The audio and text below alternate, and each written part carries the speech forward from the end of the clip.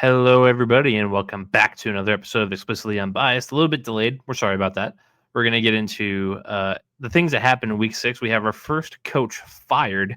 We also have a little bit of disturbance in the forest down in South Beach, Miami, that we'll get into. We also got to review what happened week 6 games-wise. Some teams that quite aren't bouncing back from losses the way that we thought they would. The third of the way review. We are officially a third of the way through the NFL regular season. We'll kind of judge what's going on so far. And then in our college portion of it, we have a big name fired. Another name closer to the end after just beginning this year. And then we'll review our week 7 featured matchups and our week 8 featured matchups coming up. It's all here on Explicitly Unbiased. Stay with us, and we hope you enjoy. I'll hit that intro.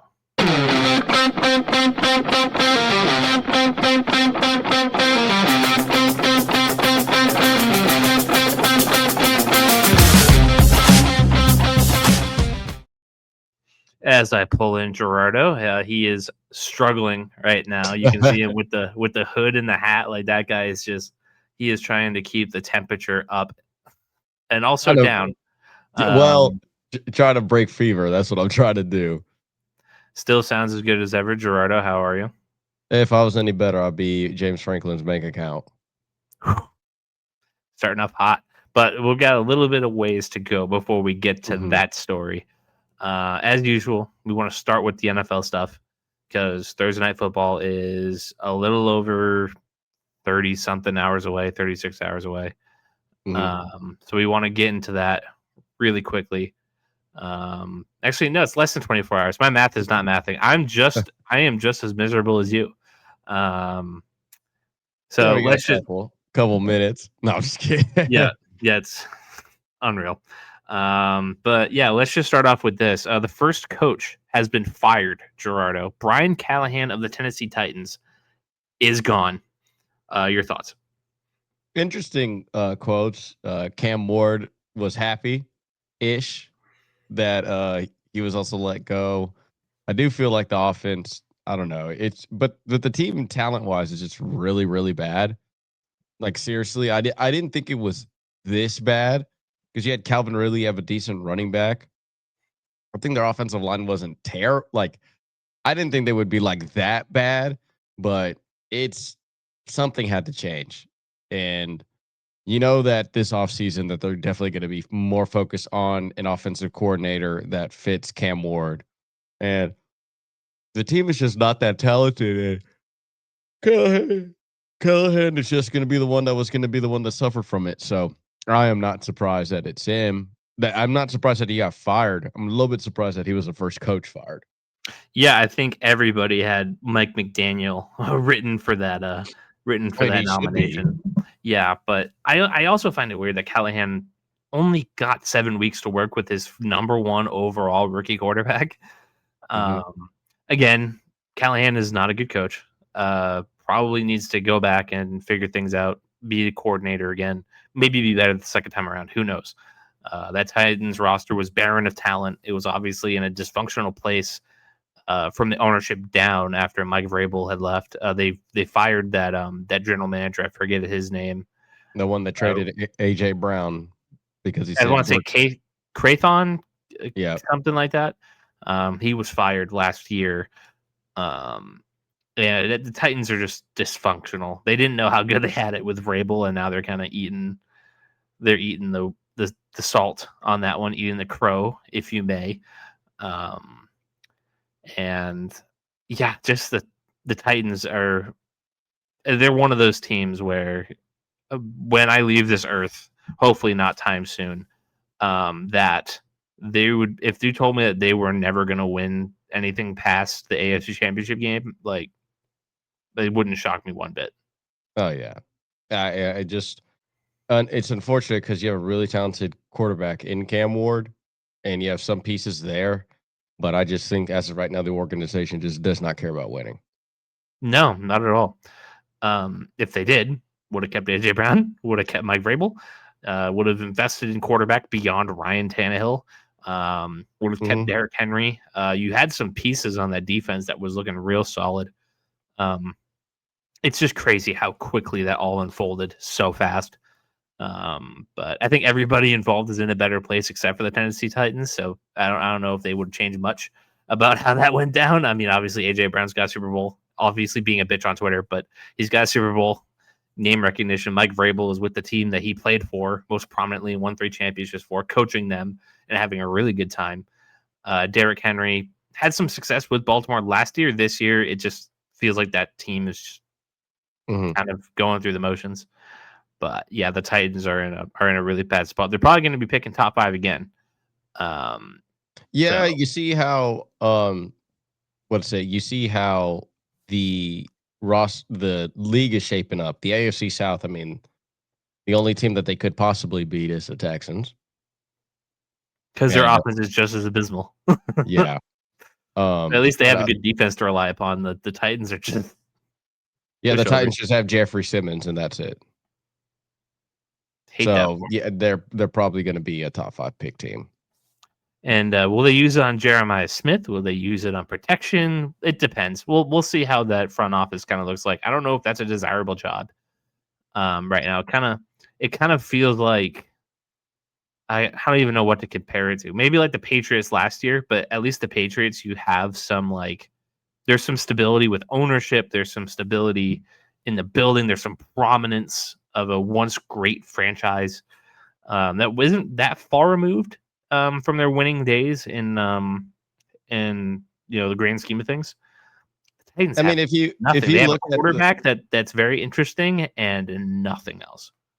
Yeah, if you just look at the available jobs, that's probably going to end up happening by the end of the year, right? You're looking at them. You're looking at obviously Miami, and who else we got out there? I mean, low key, the Jets could just say F this. They probably should. I did read that Baltimore is safe for John Harbaugh. No, okay, but let them not win a game for the next 3 weeks, and yeah, I'll see how safe that is. F that. I don't believe that. Yeah, I read on The Athletic that the Ravens don't want to fire him, and if he was fired, he would immediately get another head coaching job.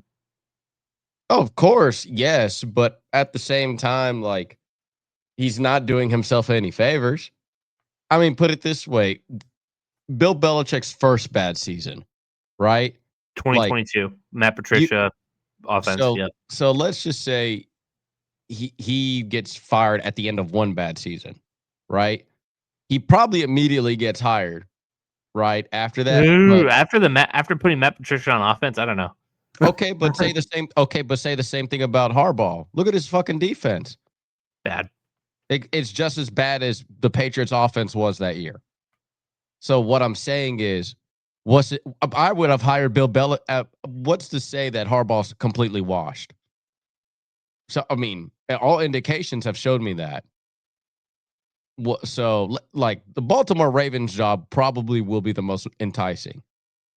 If he somehow finished, because you know what's insane? I think ESPN they have so much money on probably the Baltimore Ravens winning that division. The fact that they still have them favored.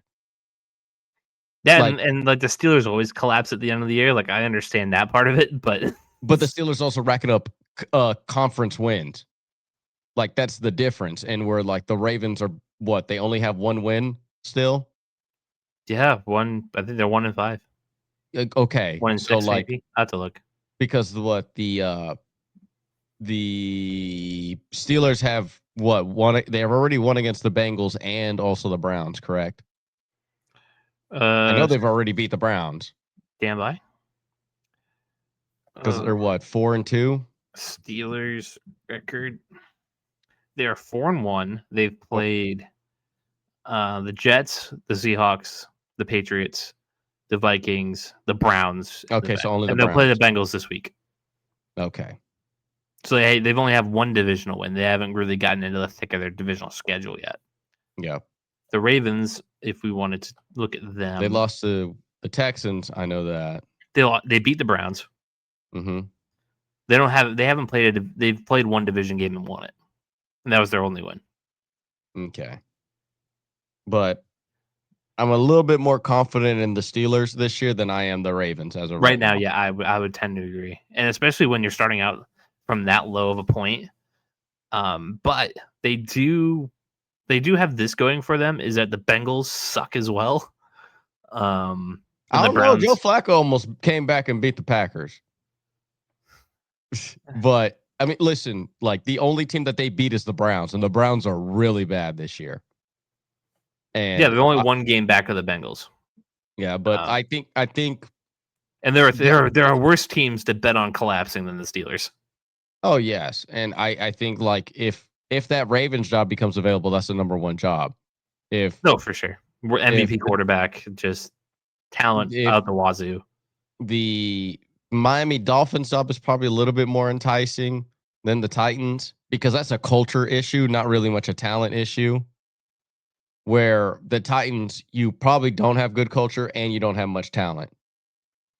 That's not going to fix a whole lot of things. And No, then I don't really know what else of the landscape. I mean, Jonathan Gannon may get canned at the Cardinals as well that wouldn't too. shock me. I wouldn't bet on it, but it wouldn't shock me. Sean Because it's McVay always floats to retirement every 2 seconds. yeah. I mean, he should have been retired since the Super Bowl, but I mean, his team is just somehow still The maintained relevance.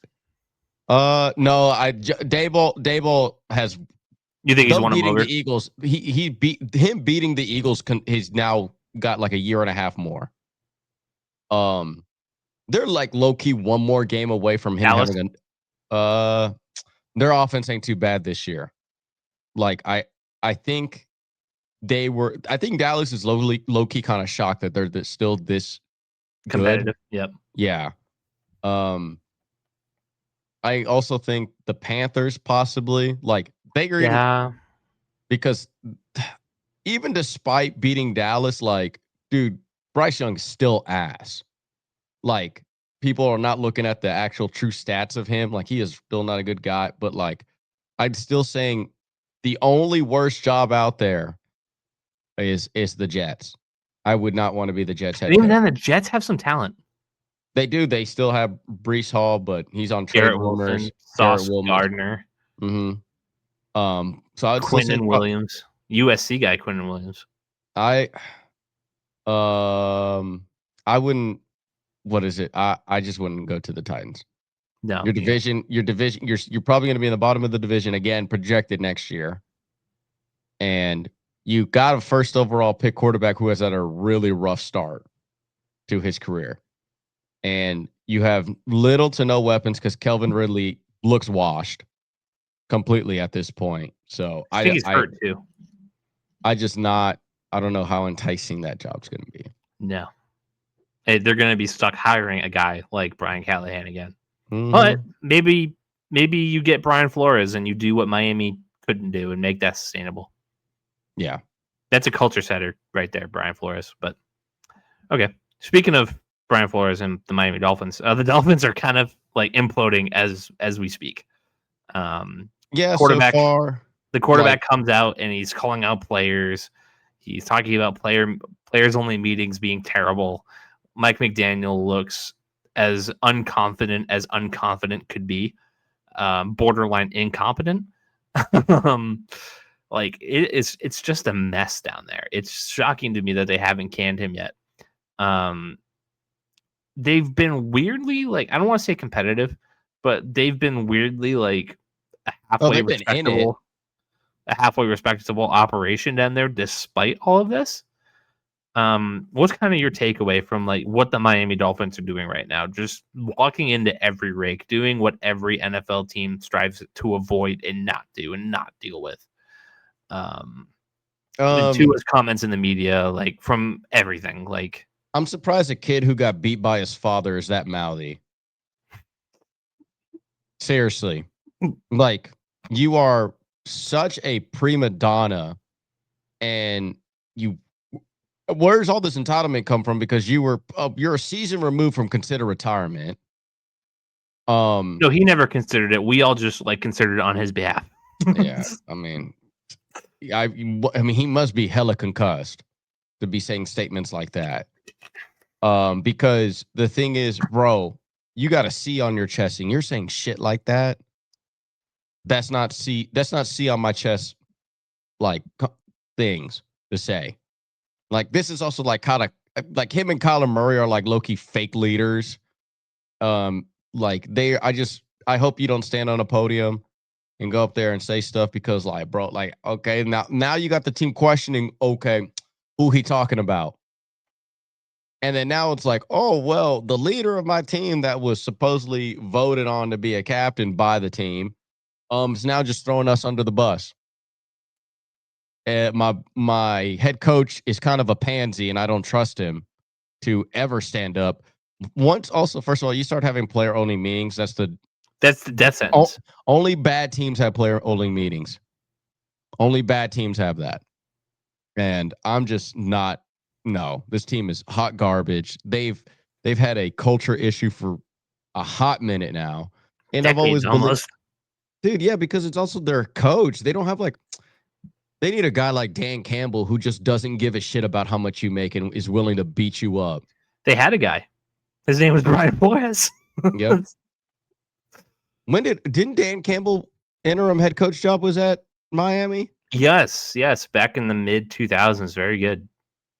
I want to say it was mid 2000s. Could have been early 10s. So they had two guys there that were hella culture setters. I don't know if Dan Campbell was ready for that job yet. I mean, it was still very early on in his career as a coach. But I'm sure that he wasn't much different though. Like what he was then now. I mean, I bet you he's a better coach. Of course he's a better coach now. But like just shut up, bro. Like, are you serious? That team's gonna blow up. And also Tua may be on the wrong side of this too. Like he's talented, but like he's low key like Blake Bortles isn't just like a fourth quarter merchant at this point. Garbage time merchant, yeah. Yeah, it's just like he's hella talented enough, but it's just this level of entitlement. It's just this level of like, you don't say shit like that. You don't. And it's just hot garbage. I just don't. The team's gonna blow up. I mean, their defense also, they have really good pieces everywhere. That's why they're relatively competitive, is they have the talent to keep up in the NFL. It isn't like the Jets where they have no offensive line, they have no quarterback, and they have no culture at all. We're like, dude, you have Jalen Waddle, who could be a top 5 receiver in this league. You know, you had Tyreek Hill, you have Devon Achane, you have Tua from time to time. You have their defensive line is pretty sick. Jalen Phillips and Bradley Chubb, too. Mika Fitzpatrick is back. Like, you have decent pieces. You just got a whole bunch of people who just don't give a shit. And I think their head coach needs to, whether it's defensive, offensive, you just need somebody who doesn't look like you can beat him up. An ass kicker, yeah. Let me tell you this. Mike McDaniels is probably the weakest head coach out of all 32. If all 32 coaches were to fight, we all know Mike Vrabel's number 1. We also know Dan Campbell's number 2. After that, who do you think is the weakest head coach in the league? Ooh. It's Mike McDaniel. It's top 3 for sure. Top 3. No, this ain't nobody more bitch made than him. I don't know. I look at Zach Taylor. I can't take him seriously. Yeah, but Zach Taylor's significantly bigger than him and like taller. Like, that's what I'm saying.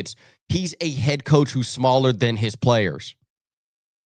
It's aesthetically, if your team, like, I understand that nobody can't be that much smaller than your players. Yeah.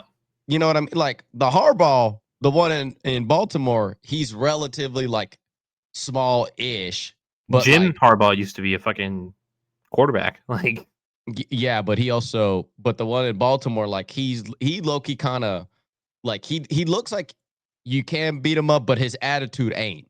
Like, he's a hard ass. Like, and as he's also a team guy. Kind of like Belichick, yeah. Where like Mike McDaniels is like, okay, here's your fucking Prada glasses, you vape, and also you wear fucking capris.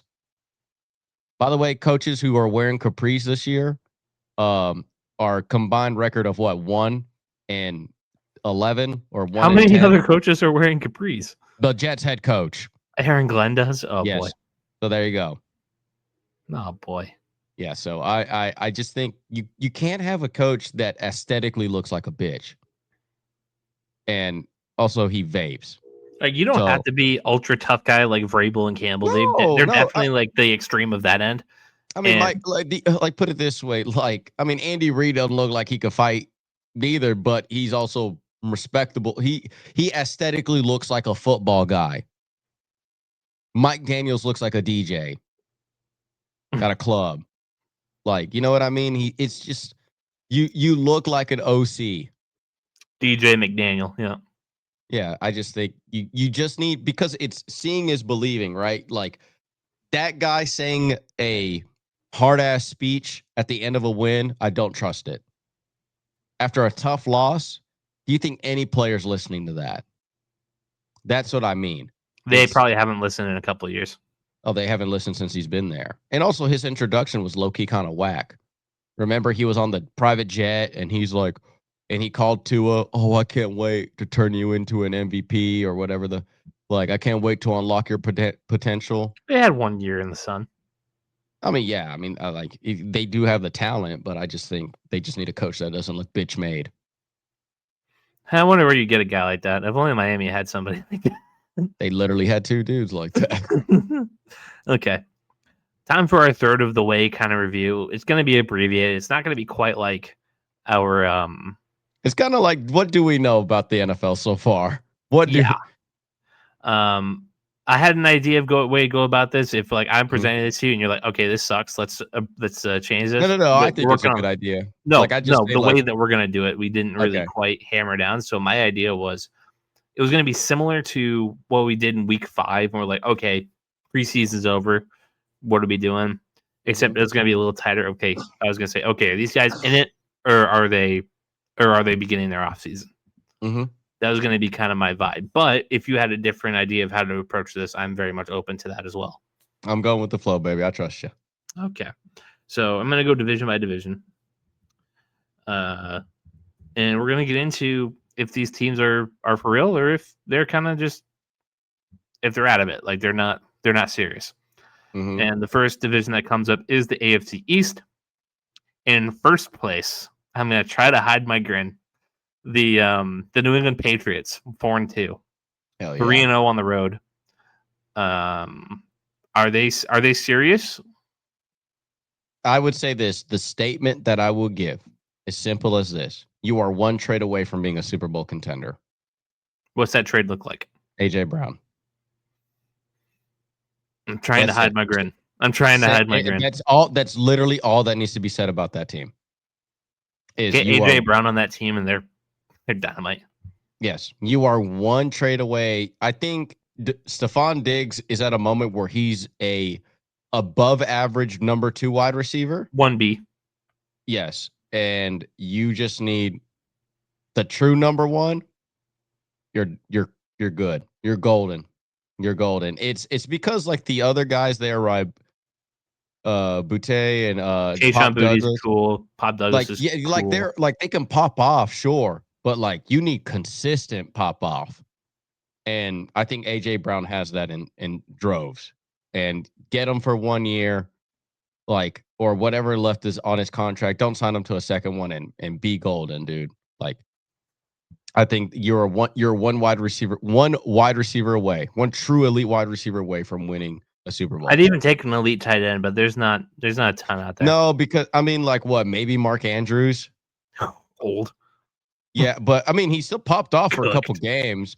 But like, I'd be like if Brock Bowers was a couple years older and the Raiders still sucked. Like that was the kind of move that I was kind of inferring to. Yeah, because I mean, like, there's no other tight ends out there. Like the tight end market isn't really like. No, that's what I mean. You need to get one of your own. Yeah, but Hunter Henry is serviceable. Like that's what I'm saying. He's above average. He's above average tight end. So you're not really improving much. Where I think like from Pop Douglas, like and all of them, like going to AJ Brown, like that's a huge improvement. Second place, the Buffalo Bills, also 4-2, losing 2 straight to the Patriots and then the Falcons, both on primetime. Are you concerned? Do you still think that they're going to be in the mix? Like, what's the vibe? They're still a Super Bowl contending team. It's still inconsistent. It's funny. Them and the Patriots are damn near the same thing. Just get AJ Brown. I would cry. Because here's the problem with the Buffalo Bills gave themselves this issue by not getting wide receivers all those years in the draft and just ignoring it. I don't know. You kind of pissed off a guy like Aaron Rodgers all those years in Green Bay. Don't do that to Josh Allen. Like, Coleman is nice, but not consistent enough. Yes, you have Dalton Kincaid, but like, dude, get this man a real fucking wide receiver. Like, seriously. Like, if honestly, if Tyreek Hill didn't get hurt, that would have been a perfect match for Josh Allen. It'd have been a guy who, because you need a guy that you really need a true deep threat on that team. You do. You need a guy like Gabe Davis looked hella nice with him, and Gabe Davis sucks now.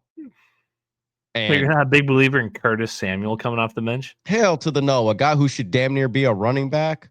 I'm a Josh Palmer guy, but he's not a difference maker. Oh my God. Also, soda fired bum. Like, that's what I'm saying. It's like you have no deep threat. You have no guy that you have to have somebody who takes care of 25 plus yard parts of the field. If you have no deep threat on your team, your defense can play it safe. You're wasting Josh Allen. Yeah. Exactly. Like, don't do what the Texans did for years when they had like Deshaun Watson when he was relevant. They got rid of his best weapon and they didn't give him a good weapon.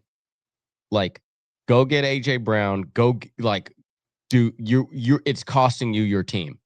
It's costing these 2 past games. If you had an AJ Brown, if you had a healthy Tyreek Hill and traded for him, they're undefeated. Everything else is nice. You have a great head coach. Oh, you're not saying that the Bills are going to miss the playoffs or anything like that. No. It's not that concerning. They're exactly. It's just one. Also, no team is going to go undefeated. And also, losing 2 games a year, like let's say they don't lose for the rest of the year and they completely turn it around. I wouldn't be shocked. Yeah, exactly. I'm not like how I'm going to feel about with the Eagles. That's a little bit different, but yeah, we got them coming up. We talked about the Dolphins a little bit. 1-5. They're starting their off season. Blow up the team.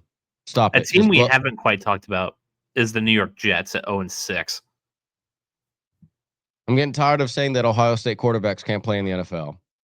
Justin Fields has always sucked. Yes, he was always hot garbage. Always. We still got that poll somewhere of people who voted between Trevor Lawrence people who and said Justin that Fields. Justin Fields was better than Trevor Lawrence. Yep, I still might be about time to post that.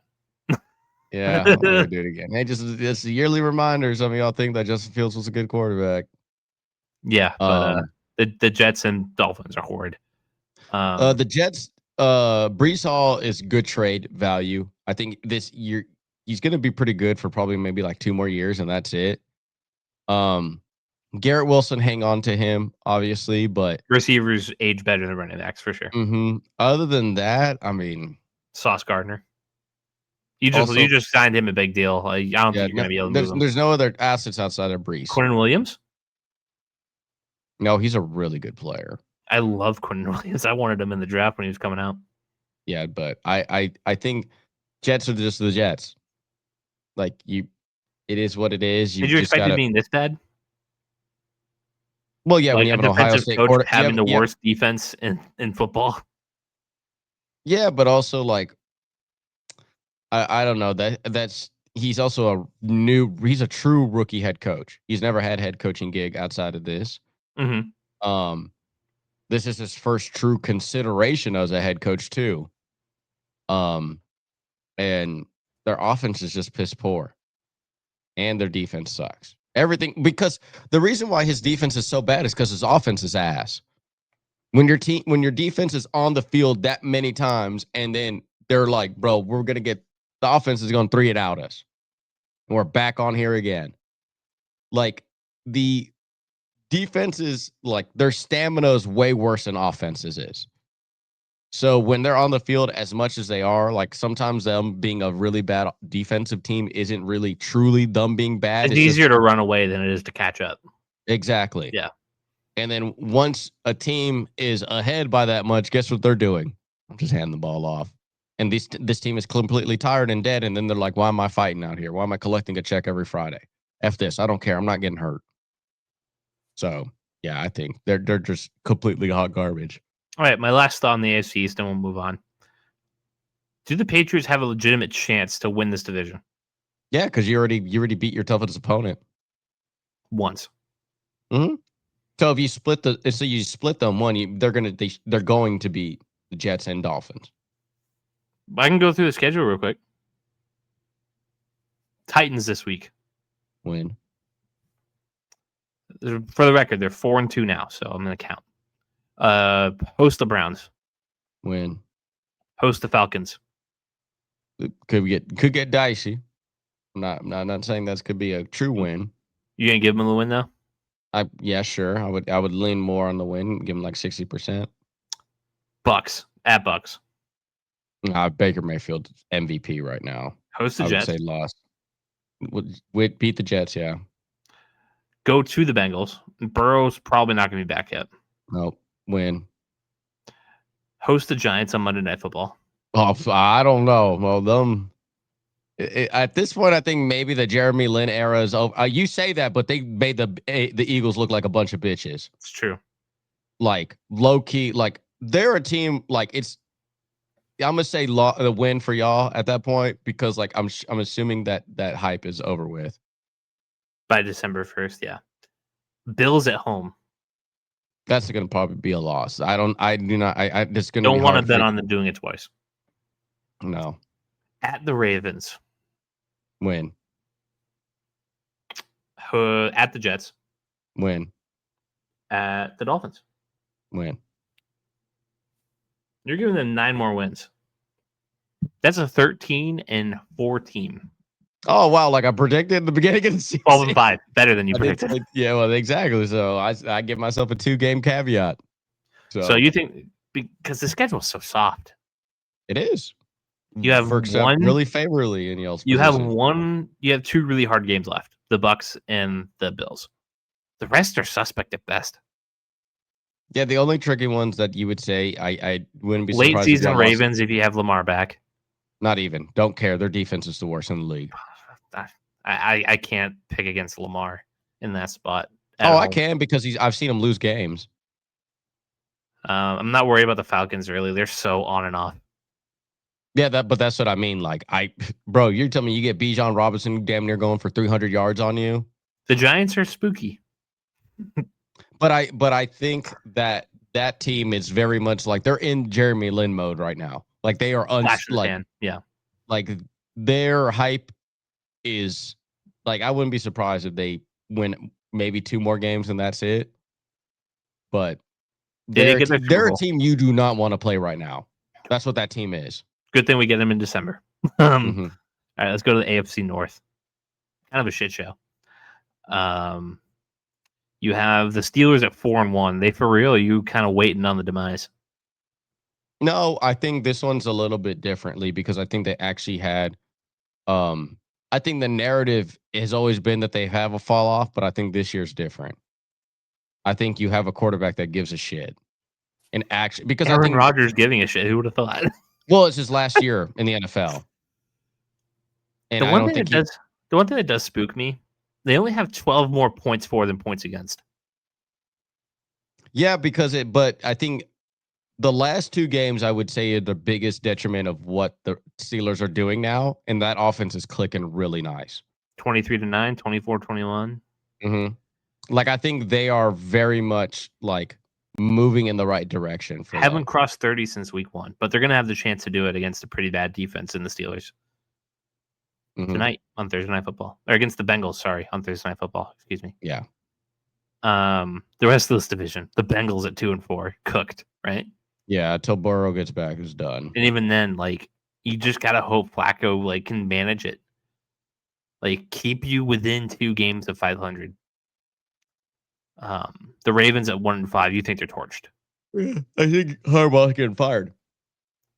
I wouldn't say that, but that points allowed 194.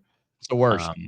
It leads the AFC. I haven't looked at the NFC yet, but it leads the AFC for certain. Not even the Titans have given up that many points. Exactly. And then the Browns at 1-5. Like, the only thing I want to say about the Browns is Myles Garrett is a bitch. Really? Him going on a statement going, "Oh, I don't know what's going on here," and I'm just like, I'm not understanding Like, what's the purpose? I was like, bro, you signed that $40 million bag. You know your Shut team up. sucks. Yeah. Shut up. We know you sold your soul to get We paid. were all pulling for you to get out, Yeah. What a shock. Believe it or not, Miles, you would have made $40 million anywhere. And you decided to, including the Patriots, and because you we paid decided Milton to, Williams like hey, 35. I'm okay with being a bitch made cat for a poverty franchise. Yep. I said what I said. But that's also very Texas A&M of him. Not a true winner. I didn't know he went to Texas A&M. I think I totally forgot that. Mm-hmm. Big Um, Aggie. He was a huge recruit for Texas A&M back in the day.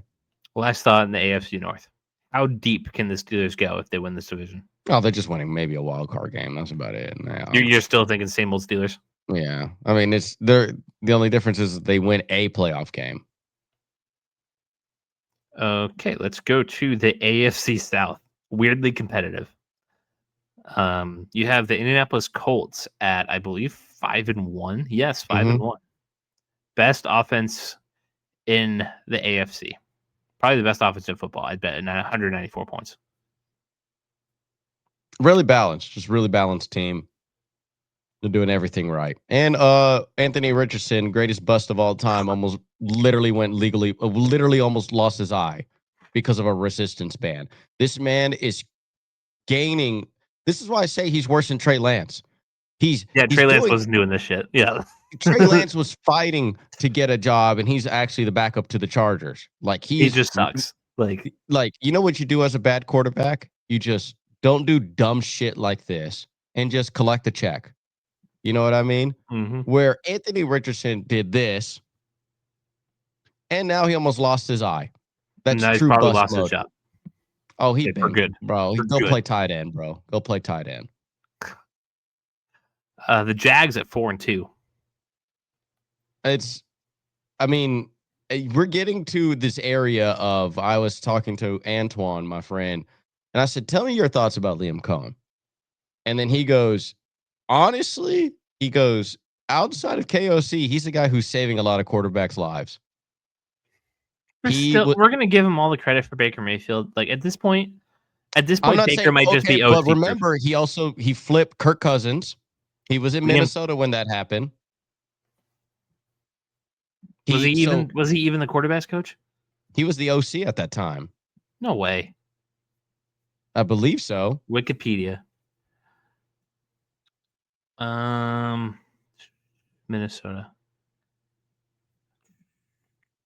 Nope. No, so, Minnesota. He was the offensive coordinator in 2022 for the Rams. And I mean, like, so the Rams won the Super Bowl that year, I believe, right? So no, it wasn't that year. It was, I think it was the COVID year. The not COVID year, but the year we came back from COVID, because that was Joe Burrow's rookie year, right? Or second year. Yeah, and he was in Kentucky being the OC there. Yeah, he wasn't in Minnesota.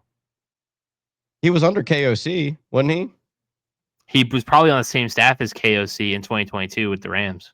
Actually, no, KOC probably got. Did he have the Vikings job yet? I sworn. Boy, we suck. Rams assistant quarterbacks coach, and that wasn't the year they won. Then he went to Kentucky. Then the Los Angeles Rams back again, Kentucky again, and then Tampa Bay, and then Jacksonville. I mean, but what he's doing with Trevor Lawrence is something that no other coach has ever done with him. Make him look half decent. And he's had a Super Bowl winning coach and probably arguably one of the great college football coaches of all time. Urban Meyer in the NFL. Let's not get too carried away now. But I just think that he's slowly like building himself a decent like resume of him actually being a legitimate coach in this league. And I think that, I mean, despite how you feel about him, at the end of the day, the dude's 4-2. Like, you know, I would have not entering this year. I would have thought that this was a high watermark for them. I think they've come out and said that Travis Hunter is getting more and more wide receiver stuff and not being a cornerback. I think they're eliminating him playing defense. I think he's going to be a wide receiver in this league now. totally flipping your script on his Yeah, best offensive but at the year will be same his rookie time, I year, think that which also could be the case still. yeah. But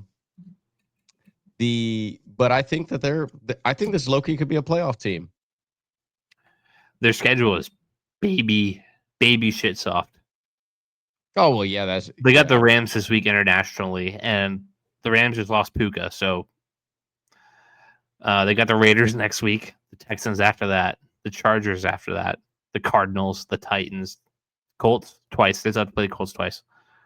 The Jets, the Broncos, the Titans. Like, it's probably they can go to like a 9-8 team. They're probably 10-7. They're gonna go into Week 17, that December 28th game in Lucas Oil against the Colts, and like that's gonna be for the division. No, I think the Colts will probably wrap that up by then. I think so. Yeah. You think they're only gonna win 5 more games of this schedule? Yeah, because look, right, you got Broncos. You also I'll go through the order. Rams this week. They could lose that. But are you gonna give them the win? Because I am. I mean, they can. I'm not saying it's guaranteed. I'm like 55% sure. Like, okay. Well, we'll go by the numbers. Yeah. The Raiders next week, that's a win. Yes. We know how we feel about the Texans. Yes. I think they've already beat them, right? Yeah, where were they at? Jacksonville. At Houston. I'm going to say Houston wins. Okay. Host the Chargers, who have sucked lately. The Chargers probably win. Cardinals. Win. At Titans. Win. Host the Colts. Lose. Host the Jets. Win. It's 5. Jags. Jags host they go to Denver, play the Broncos. Loss. Go to the Colts. Loss. Host the Titans. Win. So you're at 6. You're at potentially, yeah. Like, and so they're probably going to be a 10-win team. I'm giving them the Rams game this week, and I'm giving them the sweep against the Texans. And I think that they could split with the Colts. I don't know. I'd have to see a little more, but I think they could split. And I would consider them. I think they're a wild card team. I think they're right in the thick of this playoff of this division race. But I think that whatever team makes it is going to get fucked the first time they play a real team because they're not playing many real teams. Oh yeah, exactly. Okay. The Texans at 2-3. Garbage. I'm not saying that as like a hater. I really do think this team's it's a soft offense, man. Yeah, I think this. I mean, where it comes down to is the fact that they don't have a quarterback. Their defense is the best in football. Yeah, like that's the thing. Imagine if this defense was barely like a top 10 defense, they would be winless. That's how bad their offense is. But the only offense worse than them is right below them, the Titans. Okay. And actually, there's 2 teams worse than them: the Browns and the Titans. Dude, you're telling me that you have C.J. Stroud and Nico Collins. Nico's been hurt, but yeah, but like barely, not like significantly for the fact that your offense would be this inept. I think it really comes down to their quarterback. I do think C.J. Stroud's a fraud. And the Titans are 1-5, and they just fired the coach. Yeah, and we talked about that. Tough scenes. Okay, let's get that timestamp. 43-40. AFC West. Last division of the conference. The Chargers are 4-2. Somehow in first place. They could win a division still. Phony alert? No, there's two. There's one team in this division that's phony and fake. I think it's the Chargers. No. I think they're all right. I don't think they're like a Super Bowl contender. I don't know if they're going to make the playoffs of this. But also, bro, they have no offensive line because of injuries. True. Injuries. Like their team is really effed up by injuries, not because they're not frauds, and that's what I mean. They're not phonies. Their team is just hurt. That's not fake. They got off to a hot start, and now they're feeling the woes. So when their team was healthy, they were good, and then all of a sudden they have like 3rd string and 5th string offensive linemen. Schedule doesn't get easier. Yeah, exactly. You're going to play teams that are Colts, going to be head-heading. Vikings, Steelers, Jags, Eagles, Chiefs, Mm-hmm. Broncos. Yeah, this team might finish like 9-8, 8-9. And it's injuries really screwed over this team. Broncos 4-2 on the come up. Yeah, everybody's sneaky 3-game Super win Bowl streak. team. That's everybody's sneaky Super Bowl team, and I mean they should be 5-1, but I think they're a really good team. Defense sneaky. Under 100 points given. Patrick Surtain, their defensive MVP, is up. I mean, Sean Payton. I love Sean Payton as a head coach. The Chiefs are 3-3. Got their win. Fraud team. Their points for is like top 3 in the AFC right now. Top 4. I think they're a fraud. I think that team's not making the playoffs. You gonna say that after they just beat the Lions 30-17? I think that game was also horseshit too, because there was the Travis Kelce had an incompletion that they just gave to him. And then what's amazing is the University of El Paso, Texas. Shout out to UTEP Miners, who, by the way, played today. They are 1-something, and they were playing against the Bearcats, Sam Houston Bearcats, that are 0-6, I believe. I think they were like, it's 1-5 versus 0-6 on a Wednesday. They played Sam Houston. Who won? UTEP did 35-17. What a shock. But they did a study since 2015 and up to now. How many times have penalties been called in favor of the Chiefs? And they did a study on that, refs, and they said that they were overwhelmingly favored in crucial moments when penalty calls. Like, they literally went back and did a study to see about, are the Chiefs paying off the refs? Like that whole meme, right? And they said that since 2015, the Chiefs were the most favored team for refs, meaning like they got a lot of decisions that went their way compared to the rest of the NFL. As good teams do. Yeah, I mean, like you essentially use the refs as like. And I don't think that the penalties are why the Detroit Lions lost by 13 points. They couldn't score. Yeah, but I just still think that I would take the Lions to beat them. Out of 10 games, I'm taking them to win 7. I don't know. I think that we wrote them off too soon. No, and now they have Rashee Rice back. Now they have Xavier Worthy, who's still trying to find his footing. I don't know, man. Like, it's because their defense is suspect. Their defense is suspect, and their defense was the only reason why they got carried to a Super Bowl last year. Their offense is still not that consistent. They are still. But now they have a wide receiver 1. I don't know. I don't think they even have a true wide receiver 1. They have a whole bunch of Bs on their. They have who they think is going to be wide receiver 1. I don't know about it yet, but they have somebody who they think is going to be. They still don't have a running game. Running game's bad. And I think when you're going against a defense like the Broncos, like that shit ain't gonna fly. And when you go against real competition, like in the rest of the league, like I think this team's a fraud. I think their time in the sun is done. Like they had a really poor start, and I think when you go and you're gonna be, because they're not gonna have home field advantage, and that's what the Chiefs need the most. Is playing in Arrowhead. Did they have home field advantage last year? Yeah, I guess so. Mm-hmm. The year before was the miracle run where they had they beat the Ravens on the road and they beat the Bills on the road. Mm-hmm. So without Tyreek Hill, but Kelce was still in his prime. Yeah, exactly. You're having like this offense is. I'm just not a believer in the Chiefs at all, and I'm okay to be wrong on that right now. But this is what the third of the way is. Mm-hmm. I mean, they just did not have. Even in their wins, they didn't look convincing. That one looked convincing on Sunday night or Monday night. Yeah, but that's 1 win out of 3. All it takes is 1. But yeah, I think that's a fake team. All it takes is 1 to get the juices flowing. They've won 3 of their last 4. They're getting hot. They have the Raiders this week to win. I think. You can never tell. The Raiders play them sneaky well. I don't get it. Yeah, because it's our biggest rival in the division. And then they have the Commanders on Monday night next week. So we'll see. It's a gauntlet, that first place schedule. Mm-hmm. And then the last place Raiders 2-4. I mean, yeah, no offensive line. No offensive line, no Brock Bowers defense. hurt. No wide receivers. Just rough. Yeah. But they're frisky.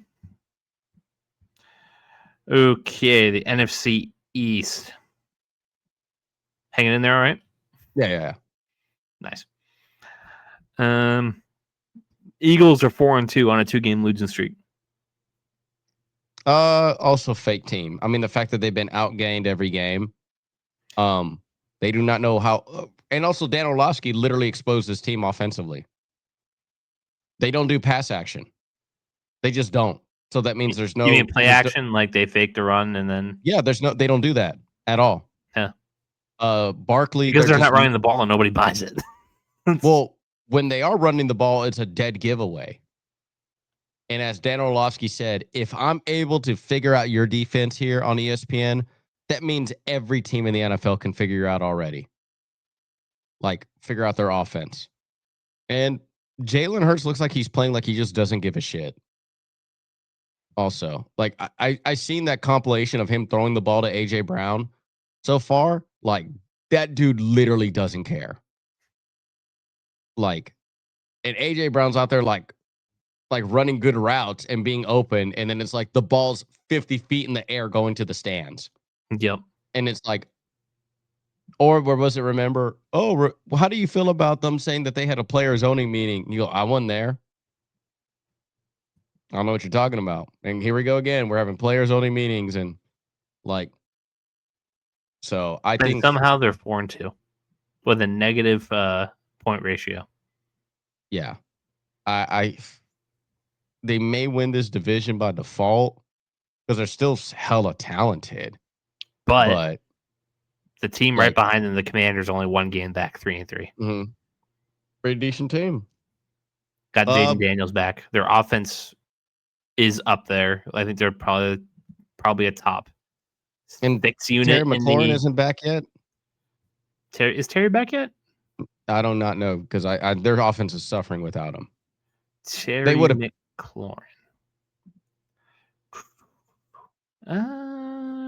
He wasn't playing the game against Chicago or the week before. He looks like he didn't. He's a limited participant in practice today, though. Okay. So could be back this week.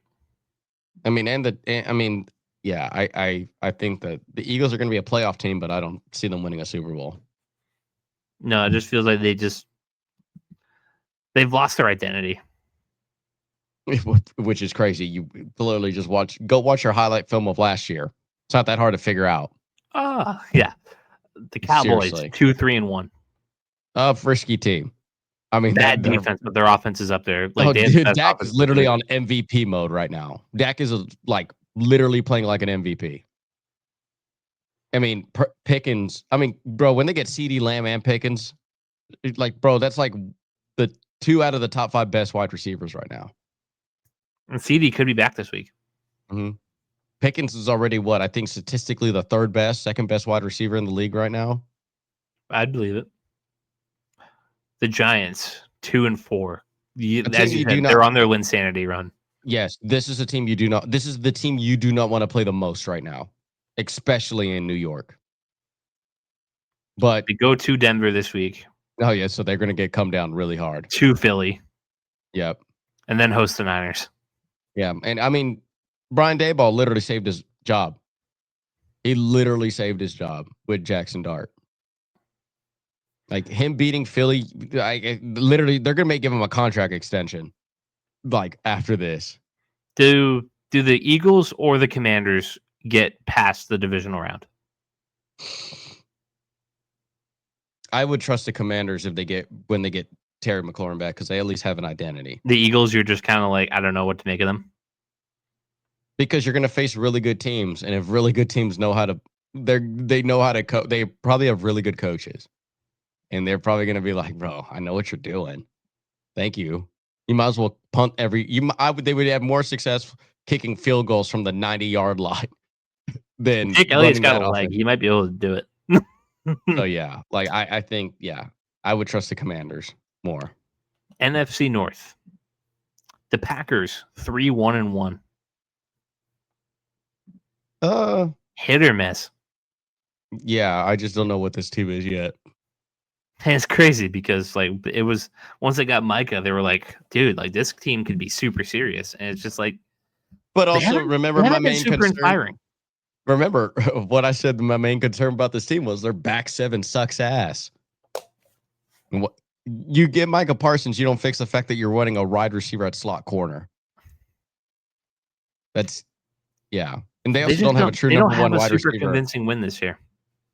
Yeah, and they also don't have a true number one wide receiver. You know what's bad when your character signature win is week 1. Yeah, and it was like kind of a fraud game. Yeah, because the Lions have proven to this point that like they're actually ass kickers. Mm-hmm. I would trust the Lions to win this division. Speaking of the Lions, 4-2. Mm-hmm.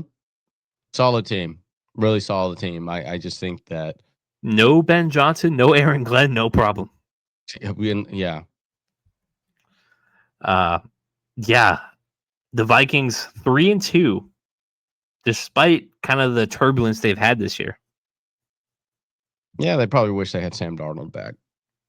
JJ McCarthy could be back this week. I've seen Wentz perform better than him, so I'm good. This defense is rock solid, under 100 points through 6 games. Oh yeah, their defense is really nice. Or 5 games because they had a bye.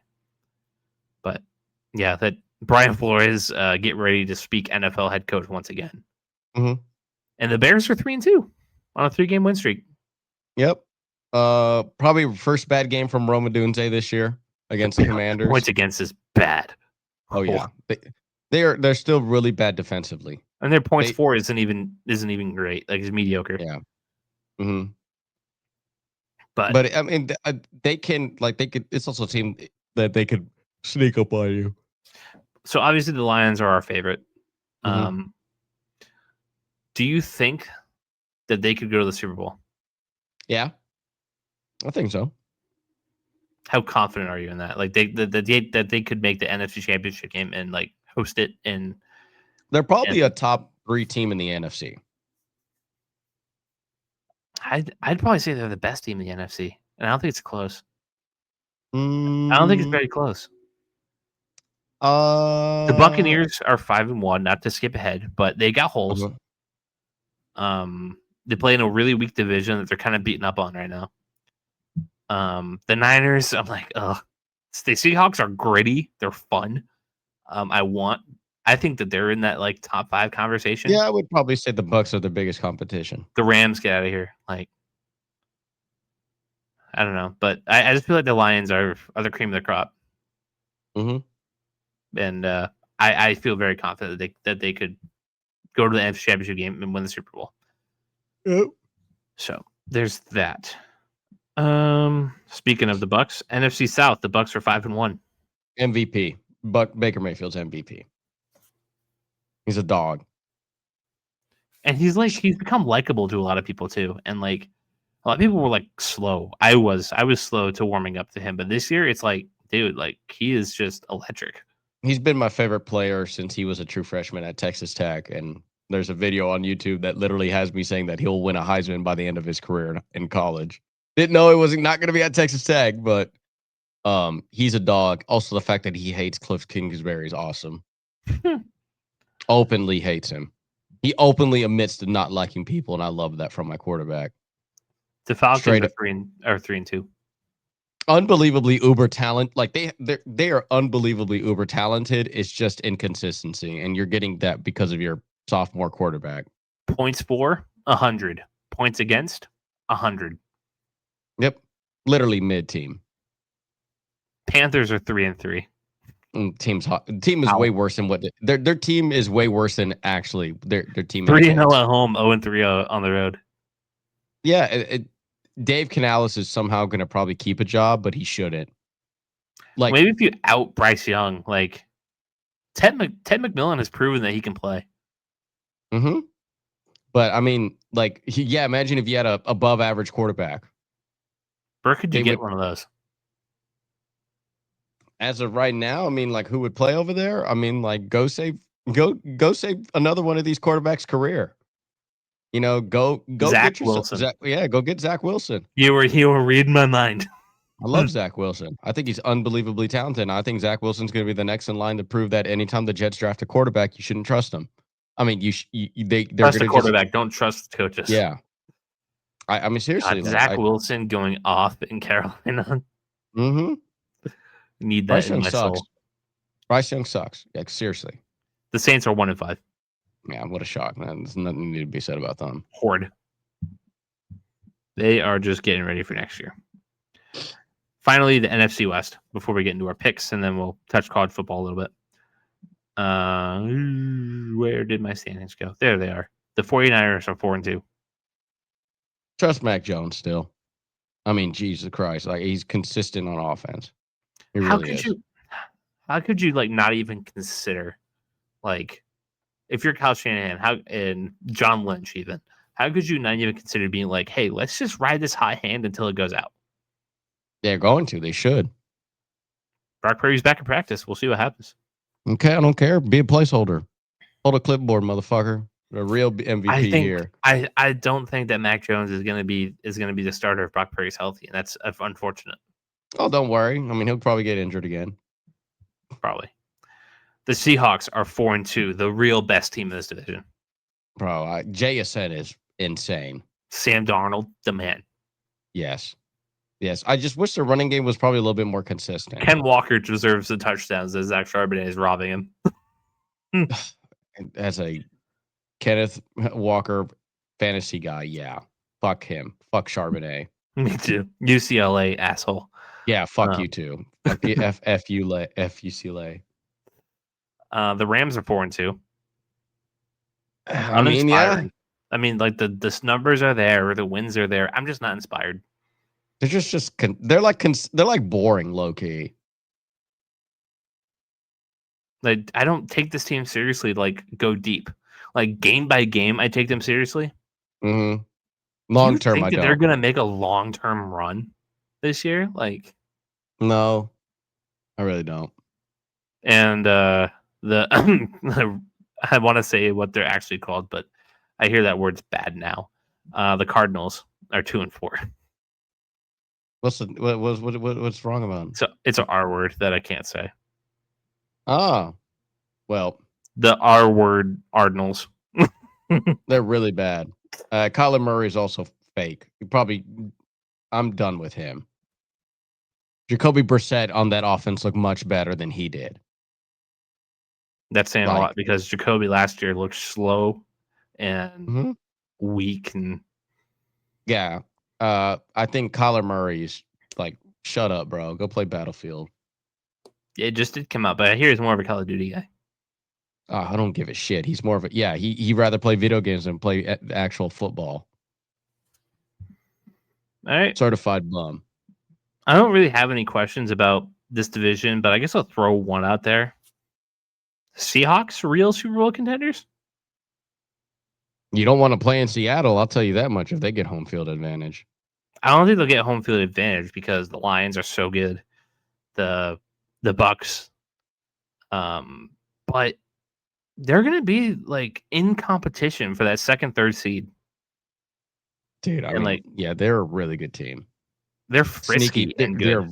They're a very good team. JSN, Cooper Kupp.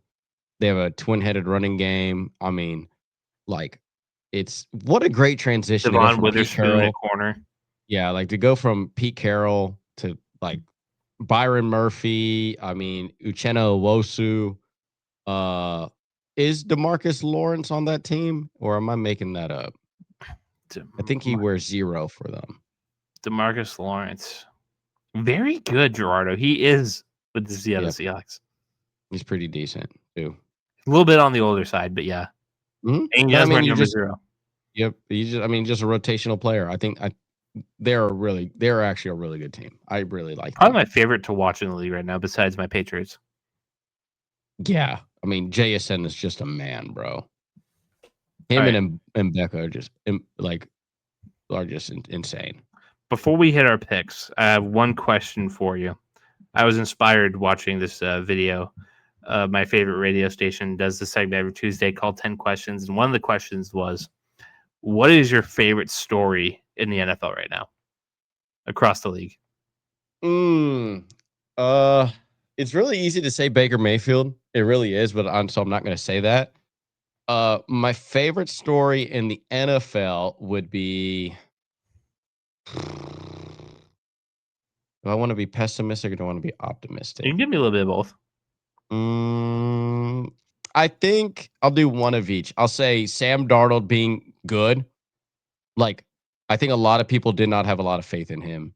Like, they literally think KOC just created him out of thin air. Vikings fans especially. We remember. Pessimistic side, I would say that my favorite story this year is I would say Bryce Young sucks. I like that. I like that he's not good because I kind of told people he's not good. I love the Giants' Linsanity run. Oh my god, yeah. I feel like that was a toss up because I love Jackson Dart. I'll take that one for you. I love the Giants' Linsanity run. Yeah. Brian Daboll damn near made out with Jackson Dart when they were beating the Eagles, bro. Like seriously, like. But that's why he had to go into the tent. Bro, so, okay, because the tent thing too is insane. He's like, come on, I'm about to take a timeout. I'm gonna get my guy back out there, bro. What's this crazy? And Scattaboo goes in there. he made Zach Bond. He made Zach Bond a bitch made cat. That dude was damn near defensive MVP last year, and Cam Scattaboo, a rookie, made him look like a bitch twice. Dude, they're fun. And fucking Arizona State definitely misses Scattaboo. With that take aged like milk. Yeah. No, I think my my Sam favorite Darnold, bad story of the year is on the other side of MetLife Stadium. The Jets being this bad. I love it. Yeah, I feeds think my soul. It feeds my soul. Any Ohio State quarterback sucking makes me happy. Feeds my soul. I just love it. So I'm good with that too. Okay. Picks. Let's fly through it, shall we? Okay. Thursday Night Football. The Steelers are headed to Cincinnati to take on Joe Flacco's Bengals. Aaron Rodgers versus Joe Flacco. The Unk Bowl. That's what they're calling it. The Unk Bowl. And the Steelers are 5.5-point favorites. Give me Steelers to win, Bengals to cover. Give me Steelers both ways. Oh, I forgot. Last week, you won 10-9. Sweet! I went positive. And you went positive against the spread too, 9 for 15. Hell yeah! Look at that. I went 7 for 15 myself, so just under 500. But new week. I haven't won in a while. I need one bad. The Rams are headed to Jacksonville to take on the Jags. The Rams are 3-point favorites. Oh, give me Jacksonville both ways. I agree. This would usually be a spot where I pick against the Rams, but not this one. Mike Vrabel of the New England Patriots are headed down to Tennessee to take on Mike McCoy's new look coaching staff with the Titans. This is new coach means new win, right? That's usually the narrative. But old coach playing his old team that did him dirty. I feel like the energy is like it's just like it's two magnets. Nothing's going on. What I mean, yeah. What do you think the spread is? I bet you it's like Patriots 3. Patriots -7. Oh no, I'm gonna give Patriots win, but Titans cover. It's because of the new head coach. That's all it really is. But it's Mike McCoy, and he sucks. But vibes are always high. The play calling is somehow better. You know, Calvin Ridley becomes like Megatron in this game. Like, fuck you, Patriots cover. I'm Patriots are gonna win. I just think like I'm going with Patriots are gonna smoke them, as they should. The Raiders are headed to Kansas City to take on the Chiefs. Chiefs are 11.5-point favorites. Give me Raiders both ways. Damn. Staying on business with that tick. Yep. I'm taking KC to win, but I'll take the Vegas Raiders to cover. 11.5 is nuts 11's way for too this fucking rivalry. much, especially for this inept like Kansas City offense. They're not that good. Like I think they're putting it together as far as passing offense goes. I think they're starting to put it together. We'll see what happens with Rashee Rice back in the lineup. He also hasn't played football in a while, so could be rusty. We'll see. 11.5 points is way too much, though. I'm with you. The Eagles are headed to Minnesota to take on the Vikings. The Eagles are 1.5 point favorites. Give me Vikings both ways. I agree. I read a stat somewhere that the Eagles are like horrendous against cover 2. And Brian Flores is going to have these guys in like. Oh, first of all, the fact that their offense is so simplified that anybody can decipher it. Yeah, give Brian Flores a cakewalk. Come on now. And the Vikings need to start Max Brosmer. I'm saying it once. I'm saying it 1,000 times. Yeah. Get Carson Wentz out of there. He's not a real football. He's not a real football quarterback. Just sorry.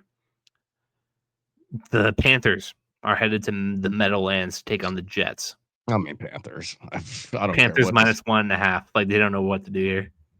1.5. Rico Dow is going to go off again. Like if the Jets had any life on offense, I would like understand, but they don't. Mm-hmm.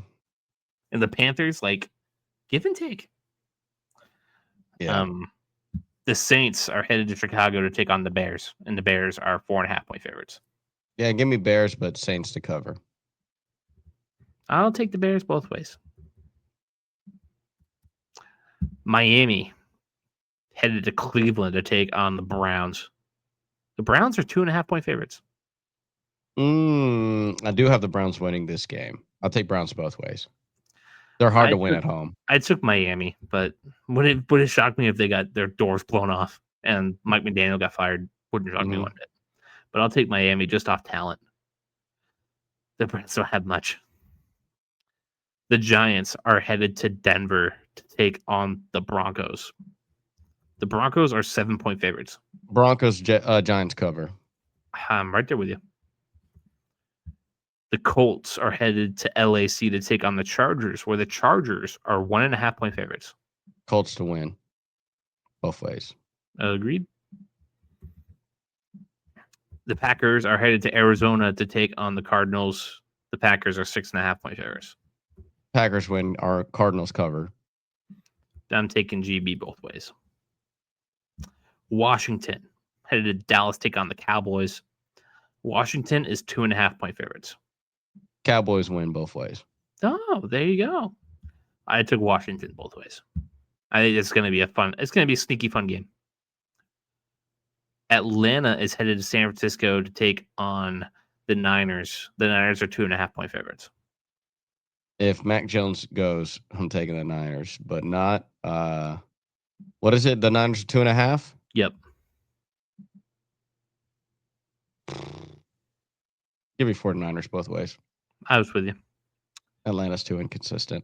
The first of 2 Monday Night Football games. Tampa Bay is headed to Detroit to take on the Lions. The Lions are 5.5 point favorites. Tampa both ways for me. I agreed. I went Tampa both ways. I just think they're heavyweights. Baker Mayfield loves being hated on. Mm-hmm. He loves away games more than home games. I hate that that's so corny, but so true. It is because he literally. I mean, you saw what happened at the Seattle game. Like, you saw that video of the fan and him. Yep. Like, literally went back to that fan and told him, "You suck." The Texans are headed to Seattle to take on the Seahawks. Seahawks are 3 point favorites. Give me Seahawks and give me a score. Give me Seahawks 34, Texans 17, if that. So you had 51. I had 41. I think the Seahawks may blow these dudes out the water. They could, but the defense is just your defense. But it's also like their defense is nice, yeah. But I think like, dude, that Texans offense is so hot garbage, and they're at Seattle, correct? Yep. Yeah. Bye. Yeah, I had 41 points. You had 51 points. So very good. Okay, NFL segment is over. Good job. Let's try to get through these college football ones, which is usually shorter. Let's just start off with the breaking news. Not the breaking news, the big news. James Franklin fired from Penn State after a loss to, who did he lose to this week? Northwestern. Oh. Yeah, that's why he deserved to get fired. Franklin exits after a 34-8 career with the Nittany Lions. I do believe that did they have a national championship appearance? Nope. No. Okay. Known as great underachievers, beat who they were supposed to, couldn't win the big one. Kind of the staple of James Franklin's career. Your immediate reaction, Gerardo? Go. They needed to do this. It was coming, and I think that the level of investment Penn State has done with him, with this program, and the fact that, I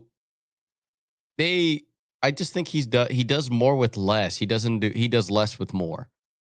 Like, this is the talent that he has acquired there. Like, they should have been a national championship appearance at least.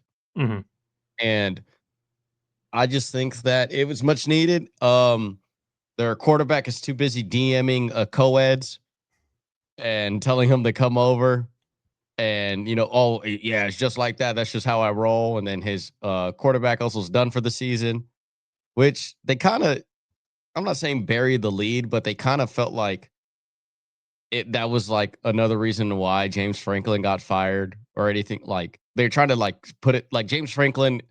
I didn't like his press conference about that, like, because he kind of made it seem like excusable of why he's not winning. Oh, my quarterback went down and this and that. I said, bro, he wasn't any good when he was out there.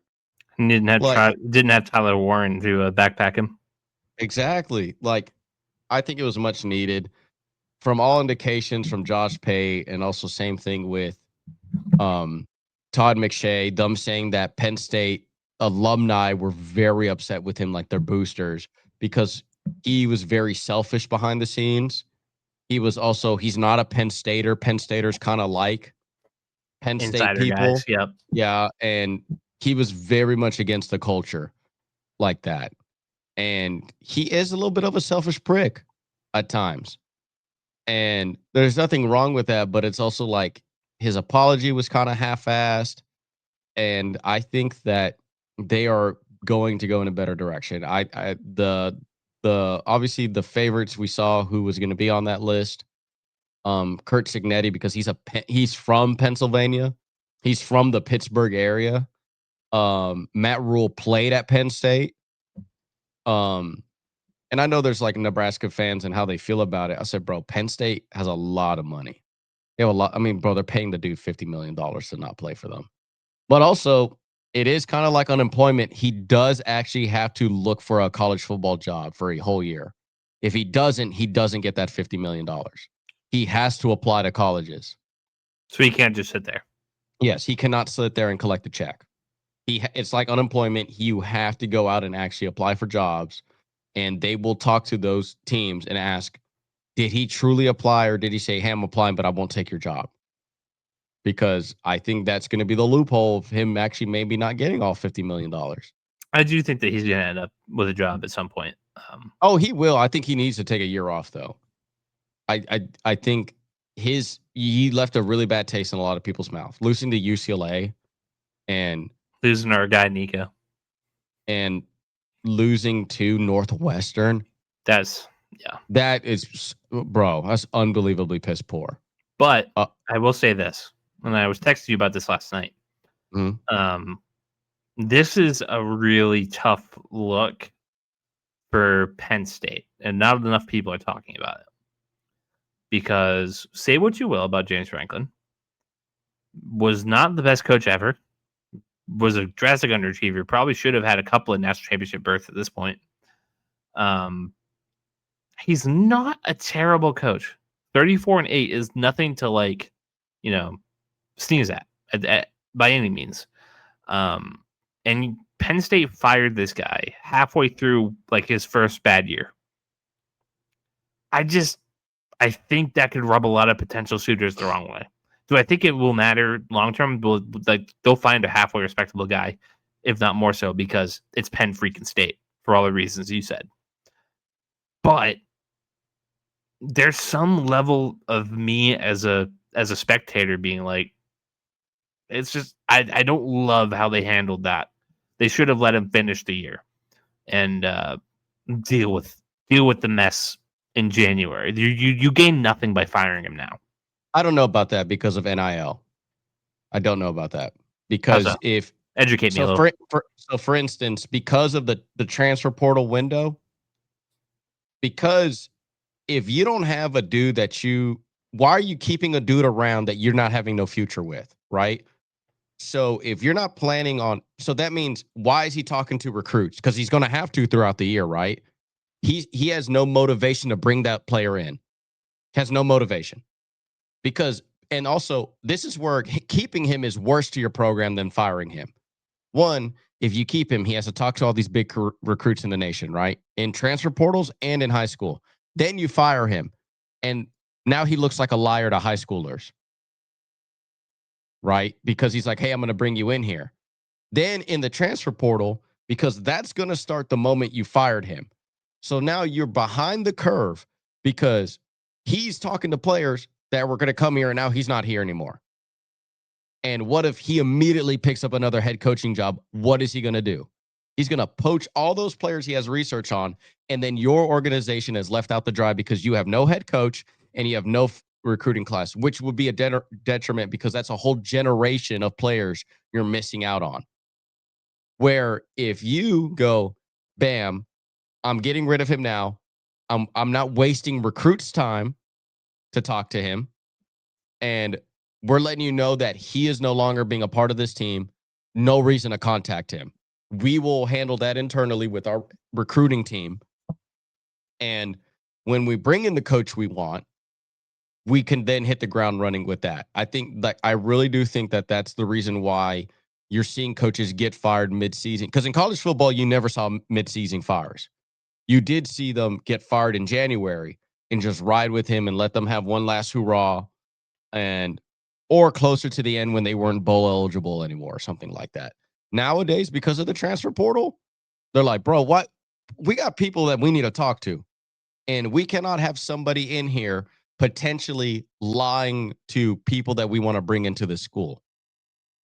Like, it's just a bad look, right? It's like, well, James Franklin was just in my living room 2 weeks ago talking about that. My guy's going to be the starting quarterback there under him. So you're saying it's a worse look to hold on to him until December to recruits rather than like why would you the burden instead of on potential coaches would have been on potential players in college football. You would have been really behind the wheel. Mm-hmm. That's what I'm saying. It's essentially, I like teams that do rip off the Band-Aid faster because I look at it as in dating. Kaleb, if you're not going to marry that chick, why are you still dating her? The reasons I could say are not appropriate.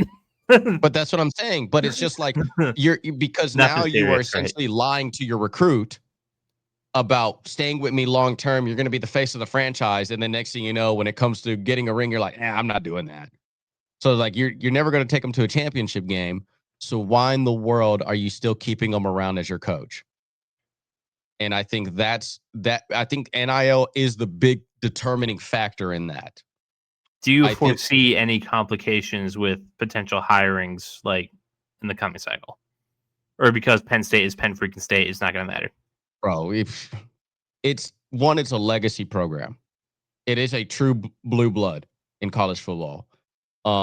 They technically have only ever had one bad year from Joe Pa to that. And that was obviously that whole allegation season. I mean, Bill O'Brien kept them relevant. He did. Shout out to Billy O.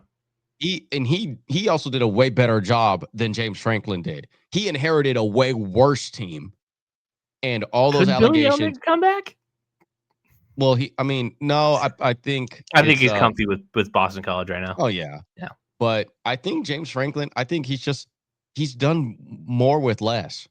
He's always have. And funny enough, I think the coach that they have at Vanderbilt is better than he was at Vanderbilt. But I really do think it's going to be Matt Rule. I think he's a former Penn Stater. That's the one thing. It's especially college coaches, bro. To be the head coach of the team you used to play for, you would take pay cuts to do that. Like now he's going to get a pay raise, probably. exactly. Like the buyout. I think he's gonna get bought out from Nebraska because he won't be like a free agent head coach. And even if it isn't him, the one I would say why I say him over Kurt Signetti is I think Kurt Signetti legitimately wants to take Indiana to the national championship. He wants to build a name for himself in Like Indiana football. Yeah. I fully believe that. And he has a very good opportunity to do that this year. If he wins at Indiana, I think you get him at Penn State, which is insane to think that you would only get Kurt Signetti if he wins a natty. Yeah. Not be and for him to be like, all right, I did what I wanted to do in Indiana, and I'm coming to Penn State. Nick Saban return ? No, Nick Saban is not an NIL guy. He's not. That's why he quit. Dabo. No, he's also not an NIL coach. That's kind of been shown too that's kind of failing him. But I think it's I really think of other names that were on that list. I think it's going to be Kurt Signetti. It's not going to be an NFL guy. No. I think it's Kurt Signetti and Matt Rule. I really do think it's at the end of the day it's those two. And Dan Mullen? I mean, he's killing it at UNLV. What about that USF guy? No, I like I said, I keep forgetting his name, but it's just because I really do think they want a local guy. They want Kurt Signetti. So that matters. Yeah. I think that's really what it is. It's because it's kind of like, you know how like in college football you go from, or as a head coach, if you have a really bad offense this year and you had a defensive minded head coach, what's the hire you make? You get an offensive guy, obviously. Same thing if your defense is bad, you need an attitude adjustment, you get a defensive guy. If your head coach is kind of you literally do the opposite end of the spectrum of what goes on. So what's the opposite of James Franklin? You need a guy who's from Penn State, who understands the culture and isn't an outside hire. So you're going to do somebody who's either from Pennsylvania or somebody who went to Penn State. And I think that narrows down the list to only two guys as of right now who are incredibly successful. And that's going to be Kurt Signetti and Matt Rule. And is there any rumors on if Matt Rule's super interested in it or not? Obviously, he's not going to say anything. No, right. He's not going to say anything, but like, there's ways to. I mean, the big thing. One, the big thing is that it's always Matt Rule's third year that's really good, and then it's a fall off. This is Matt Rule's third year in Nebraska. This is third year in Nebraska. And put it this way, I mean, like, Nebraska can't hold a candle to what Penn State is. No. They really can't. So I think in the perfect world, what will end up happening is Matt Rule finds out this is the best that Nebraska can get under him. He leaves to go to Penn State, gets that buyout, gets a nice little contract. Dylan Raiola transfers, goes to Penn State with him. And it's going to look, he's going to recruit like a motherfucker. He's going to probably transfer portal like a motherfucker. And that team's, and Penn State is going to forget the fact that they had a bald fraud within seconds. Like, I think the Matt Rule curve, like, will be, like, he has such a bigger floor on, like, at Penn State than he did at any other jobs. When he was at Baylor? Like, when he's now at Nebraska, like, he's inherited hot garbage.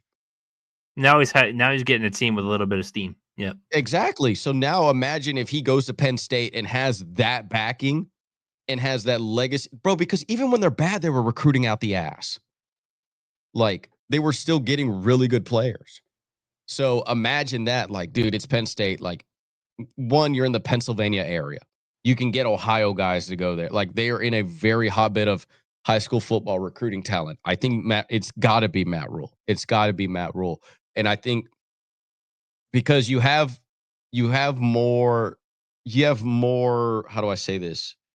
He has a little bit of a resume of success more than Kurt Signetti, because Kurt Signetti has won everywhere he's went. That is absolutely correct. But it's also the same thing as, is he doing less with more? I mean, is he doing more with less? Because there are these coaches that go to bigger programs, like a considerable step up from where they used to be, and somehow can't replicate that talent. Peterson at Boise State was one hell of a coach.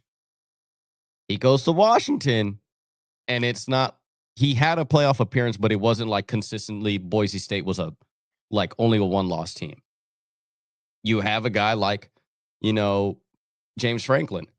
He was a 9-win Vandy team, I think. And then all of a sudden he goes to Penn State, and it's like, bro, but you can't. I mean, the fact that Kurt Signetti has also more top 10 wins in a month than he does in 10 years at Penn State is insane. Like, that's crazy, right? Like 10 years of coaching for James Franklin, Kurt Signetti has, because that's the ultimate damning thing for James Franklin. You cannot, you have no big wins and you get upsetted, bro. So I really think Matt Rule is going to be the guy. I think Matt Rule's the guy I would go after. All right. I'll spend 2 seconds on this. Belichick, UNC. While we were gone, there were rumors that UNC was looking at the buyout. Yeah, the next then the doc canceled, and then the doc's still on, and the doc's still on. That's what it's the same thing. Like that. It's gonna be a garbage shoot. It's gonna be the tapes as to why Bill was fired. Yeah. But yeah, they were negotiating the buyout. Reports said, and then the next day, Belichick says, "I'm committed to UNC," and the UNC athletic directors and whatever, like, we are committed to Bill Belichick, and it's just like faux fraud. See, this is the opposite of the James Franklin situation. Rip the fucking Band-Aid off. Rip it off. You're done. Exactly, because why are you keeping him around? Why? Because Belichick's not recruiting anyway. Thank you. Recruiting. Like, I thought this all happened in the offseason. What's going on? Yeah, I got time to exactly. Yeah. You're telling me I can't just hang out with my 16-year-old girlfriend. What is going on? 24. Let's not make him seem like he's a pedo. He's kind of a creep. But yeah, there's Belichick for you. That's more than I'm willing to give. I love watching the scoreboard just be like blown out. It's awesome. It's really good hate watching content. They got Cal this week, and the line is Cal minus 10.5. I got Cal winning by a mile. Oh wait, no, is that this week? Yeah, that's this week. That's Friday night. But I'll be watching Nebraska and the Gophers. But before we get to this week's matchups, let's review last week. Okay. Number 1 Ohio State at number 17 Illinois. OSU wins 34-16. Yeah, well, Illinois is a little bit of a fraud. Good for Ohio State. You're not on the Ohio State number 1 team yet. I mean, no. I mean, it's Miami and Indiana are the 1 and 2 teams. Number 8 Alabama beats number 14 Missouri 27-24. Ooh, got a little chippy on this one. Ty Simpson is a legitimate quarterback. Like, he's actually really good. He does everything right. I like him a lot.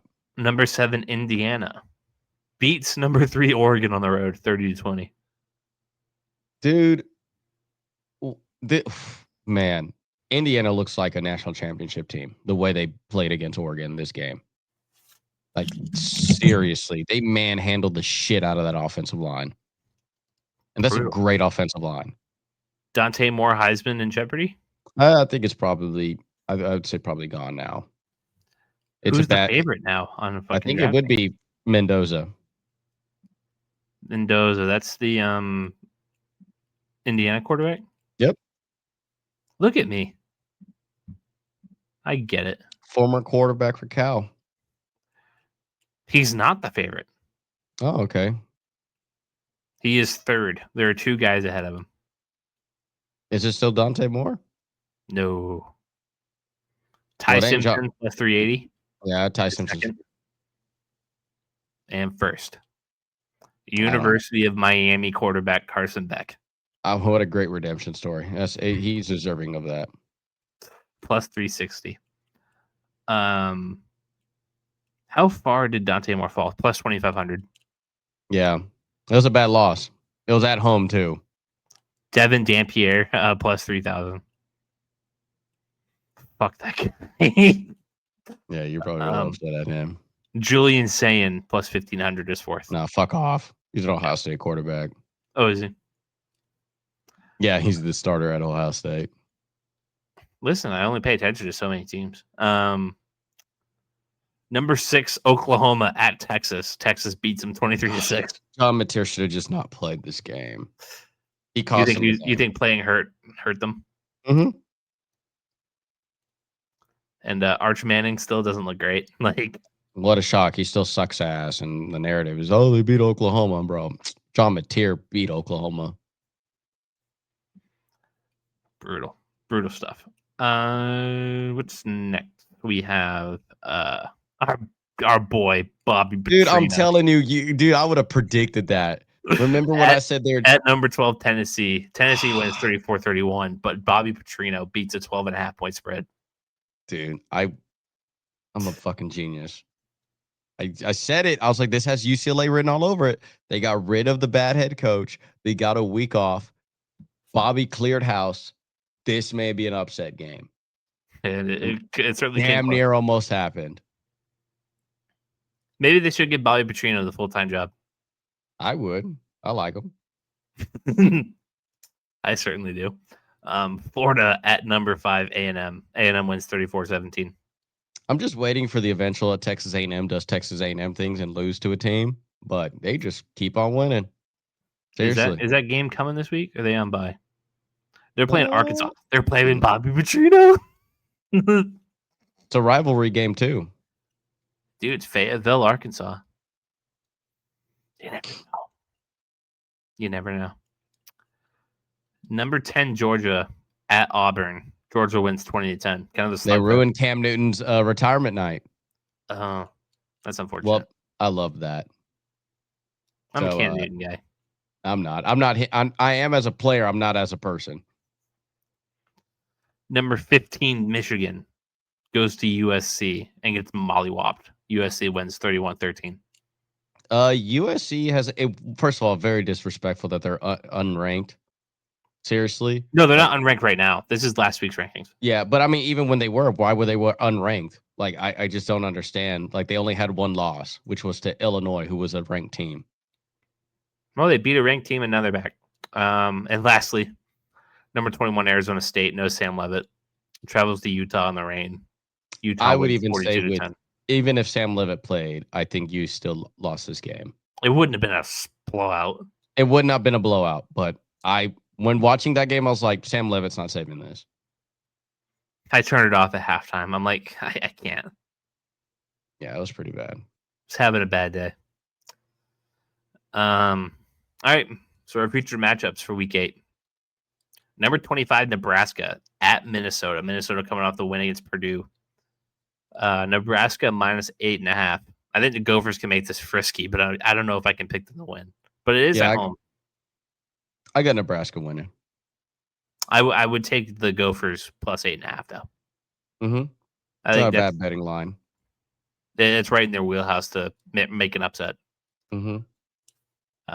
Number 10, LSU at Vanderbilt. Number 17, Vandy minus 2.5. I know that's crazy line. That's a crazy line right there, honestly. But I actually like Vanderbilt in this game. I do. I think LSU is I don't think they're a national championship contender. And mind you, too, Vanderbilt, that game against Alabama was a lot closer than people think.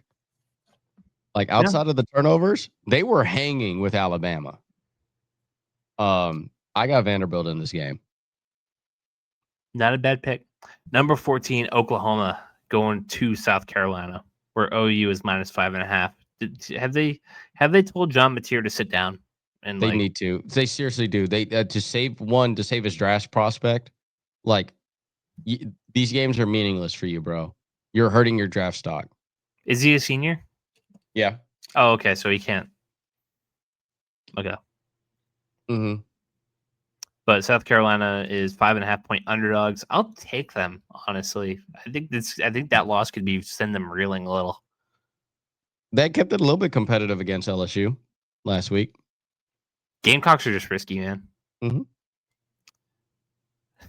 Number 4, Texas A&M. Going to Fayetteville, Arkansas to take on the Fighting Bobby Petrinos, the Arkansas Razorbacks. I got A&M Arkansas minus upsetting. 7.5. I'm gonna I take do Arkansas too. upset. I think this is gonna be sick.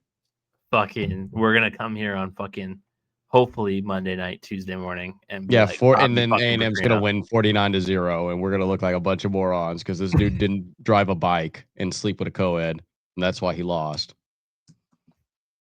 But we're pulling for you, Bobby. Oh hell yeah! This is a pro Bobby Petrino podcast. 100%. Unbelievably love the dude. Number 5, Ole Miss at number 9, Georgia. UGA minus 7.5. I love Ole Miss on this one. That's a great betting line. I'm taking Ole Miss. Ooh, I don't know, man. Georgia. This is not the Georgia of old. I True. think that is the big stereotype. One, they can't run the ball really well, and they don't have that good of an offensive line, and their defense isn't all that. This is very much it's so weird because what if I told you like this team is led by their quarterback and wide receiver? Like you wide receivers, you'd be like, this is not a Georgia team. I usually think that they're hard nosed football. Yeah, And I'm they're like, thinking Big 12 offense. Yeah. yeah, exactly. No, I think this Ole Miss team may tear this team apart, and that's going to be a super. Like now you're talking about conversation that it should be like Miami, Indiana, and Ole Miss 1, 2, and 3. Ohio State 4. No, 10. I just think they're such a boring team. That's really what it comes down to. Oh boy. Gotta have it. Number 7, Texas Tech at Arizona State. This is the EU podcast bowl. The Kaleb Gerardo Bowl. For this year at least. Dude, even Texas Tech with their backup quarterback is sick. Like that offense is. I don't know what's wrong with Arizona State, man. Like it's just. I told you what it is, dude. Their offensive line is hot garbage, and their defense is suspect at best. And Levitt's hurt. Mm-hmm. Is he gonna play? Like with that line, I got to assume that they think he's gonna play. Yeah, because after that game, if they think they have to, yeah, because Texas Tech would be like a 20-point favorite if he wasn't playing. Sam Levitt probable. Okay. Listen, it's at home. It's in Tempe. Gotta have it. Like, I gotta think that Kenny Dillingham has like something to give. Some fight. Because if Texas Tech wins this game, that's the Big 12. It's over. The Big 12 for them. Yeah, Arizona State can't even compete at that point. But they get this win, they could be flirting back with the top 25. Oh, no, I mean, if you get this win, that means the Big 12's wide open. Yeah. Because neither of us believe really in Iowa State. No. And Utah, I mean, they're cute, but beat up on a broken ASU. Mm-hmm.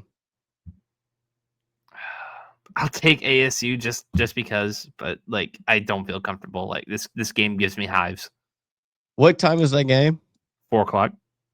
Oh, okay. So that means me and you are going to be able to watch this game like almost in real time. Yep. Sweet. I'm not doing anything on a Saturday, so guess what? I don't have any events to go to. Fucking. Want to have a watch along? Me and you just on StreamYard and just watching the game at the same time. We can go live on YouTube with it.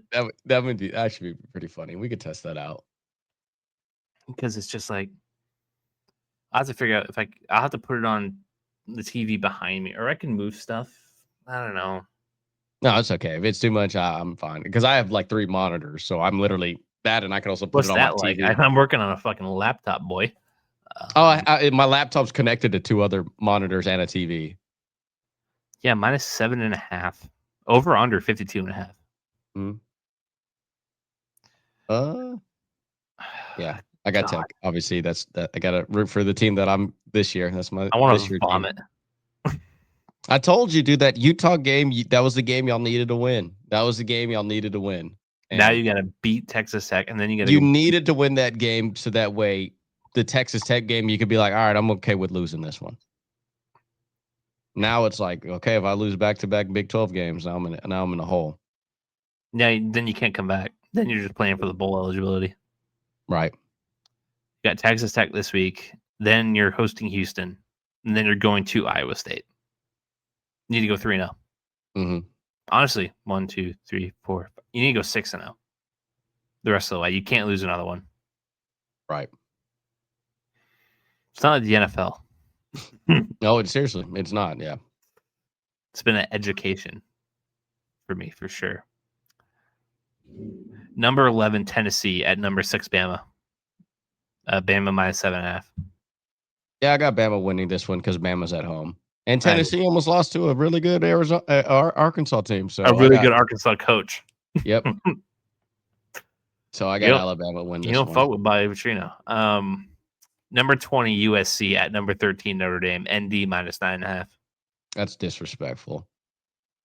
USC's offense is. I mean, Dude, and I'm not saying if Ohio State is number 10 to you, Notre Dame is not ranked. they are, and they shouldn't be. I'm just flat out say it. Notre Dame, man. Yep. I mean, dude, because look how good USC's offense is. Like, no, like for real. I'm not trying to be biased. Look what they did to the number 15 team in the nation.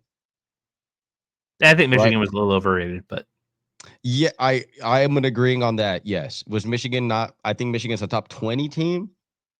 I don't think they are. I think they fell right out of the rankings after that. But also this year in rankings, like what the fuck? Like, can we have some consistency on this like voting? Because like to me, even UT beating Oklahoma, I don't think UT should be ranked. They're not, are they? They probably are. I bet you they're in the top 25.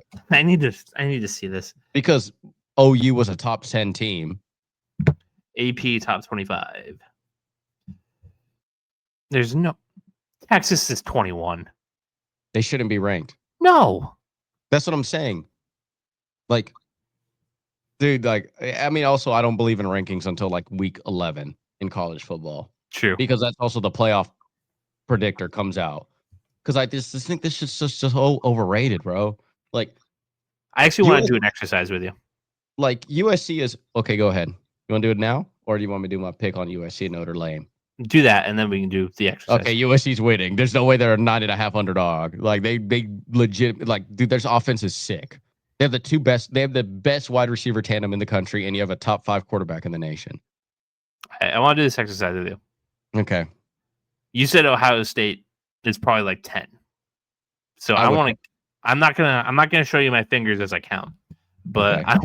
I'm gonna go down these rankings, and you're gonna tell me if this team's better than Ohio State or not. Okay. Honest in your heart of hearts. Okay. Don't. Okay. Okay. For real, I'm not memeing. Okay. Gotcha. Okay. Miami. Yes. Indiana. Yes. A&M. Yes. Ole Miss. Yes. Bama. Yes. Texas Tech. Yes. Oregon. Yes. Georgia. Yeah. Yes. LSU. No. Tennessee. No. Georgia Tech. Are they only one loss? Undefeated. Yes. Notre Dame. No. Oklahoma. Healthy John Mateer, yes. But as of right now, no. BYU. No, hell no. Missouri. This is where you're going to get the same level of talent. So I'm going to say no. This is like where you're getting into the 50-50 range. I think Mizzou can actually hang. But Vanderbilt. No. Virginia. Hell no. South Florida. No. USC. Yes. I mean, no. Honestly, no. No, they're not. Texas. Hell to the no. Memphis. Hell to the no. Utah. No, hell no. Ain't no way. Hell no. Hell no. Cincinnati. Fuck no. Nebraska. No. So you have them at 10, and I didn't even show you how I was counting. Very good. I mean, it's so put it this way, like it's because they have a lot of boring wins. Like there's you Indiana. Don't get points beating on the poor Gophers, damn it. Insane. Like, dude, like you're just kind of winning because you're playing against like real shit teams. Like Honestly, I think Ohio State talent-wise is near USC's level, near Mizzo's level, and near like Tennessee's level. Like I think Georgia is truly probably the last team, like the team that would put like barely above them. Yeah, And 19's better, so they're 10. that's what I'm saying. Like you're in that area of like LSU, Ohio State, and oh, well, their defense is elite, bro. Like they played fucking nobody. Like if Texas wasn't the number one ranked team in the nation, do you really think Ohio State's number one in the beginning of the year? Like that's what I'm saying. I hate these rankings because they got off to a great start because they beat the number one team in the nation that That week. only they thought was the number one team in the nation. And also the fact that they only beat against like potential all-state insurance agents. That's the only team that UT can really beat. That's All what I'm right. saying. Just think like there's also they blown out shit teams, but then also like they don't even look that convincing too. Like you're supposed to beat Illinois by that much. You're supposed to beat Minnesota by that much. Big whoop. Like because look, when they played against Texas, did they look convincing? No. No. And look at Texas. Bad. So let's just do apples to apples, right? If Florida beat Texas like that, does that mean Florida is closer to talent level than Ohio State? Because they beat Texas better than Ohio State beat Texas. You see what I'm In saying? simple terms, yeah. Like, that's what I'm saying. It's look at it that way. Like, I honestly think like Michigan isn't ranked this. I mean, they should be, but like, I think that Michigan team could beat Ohio State. They might. Worse Michigan teams have beaten Ohio State. And also, Ohio State's on a what?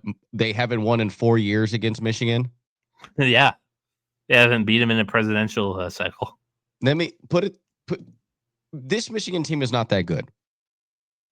If Ohio State, even though they will have one loss, maybe up until that point, maybe. Do they play anybody? I'm assuming they will. Do they I play think anybody worth a shit? I don't think Indiana plays them this year. Ohio State. They got Wisconsin this week. No. Penn State. No. Purdue. No. UCLA. No. Stop it. At that point, the high came down. Rutgers. No. Michigan. And that's it. They're gonna have no losses. But unless Nico just plays in big games. I hate to say this, but that one loss,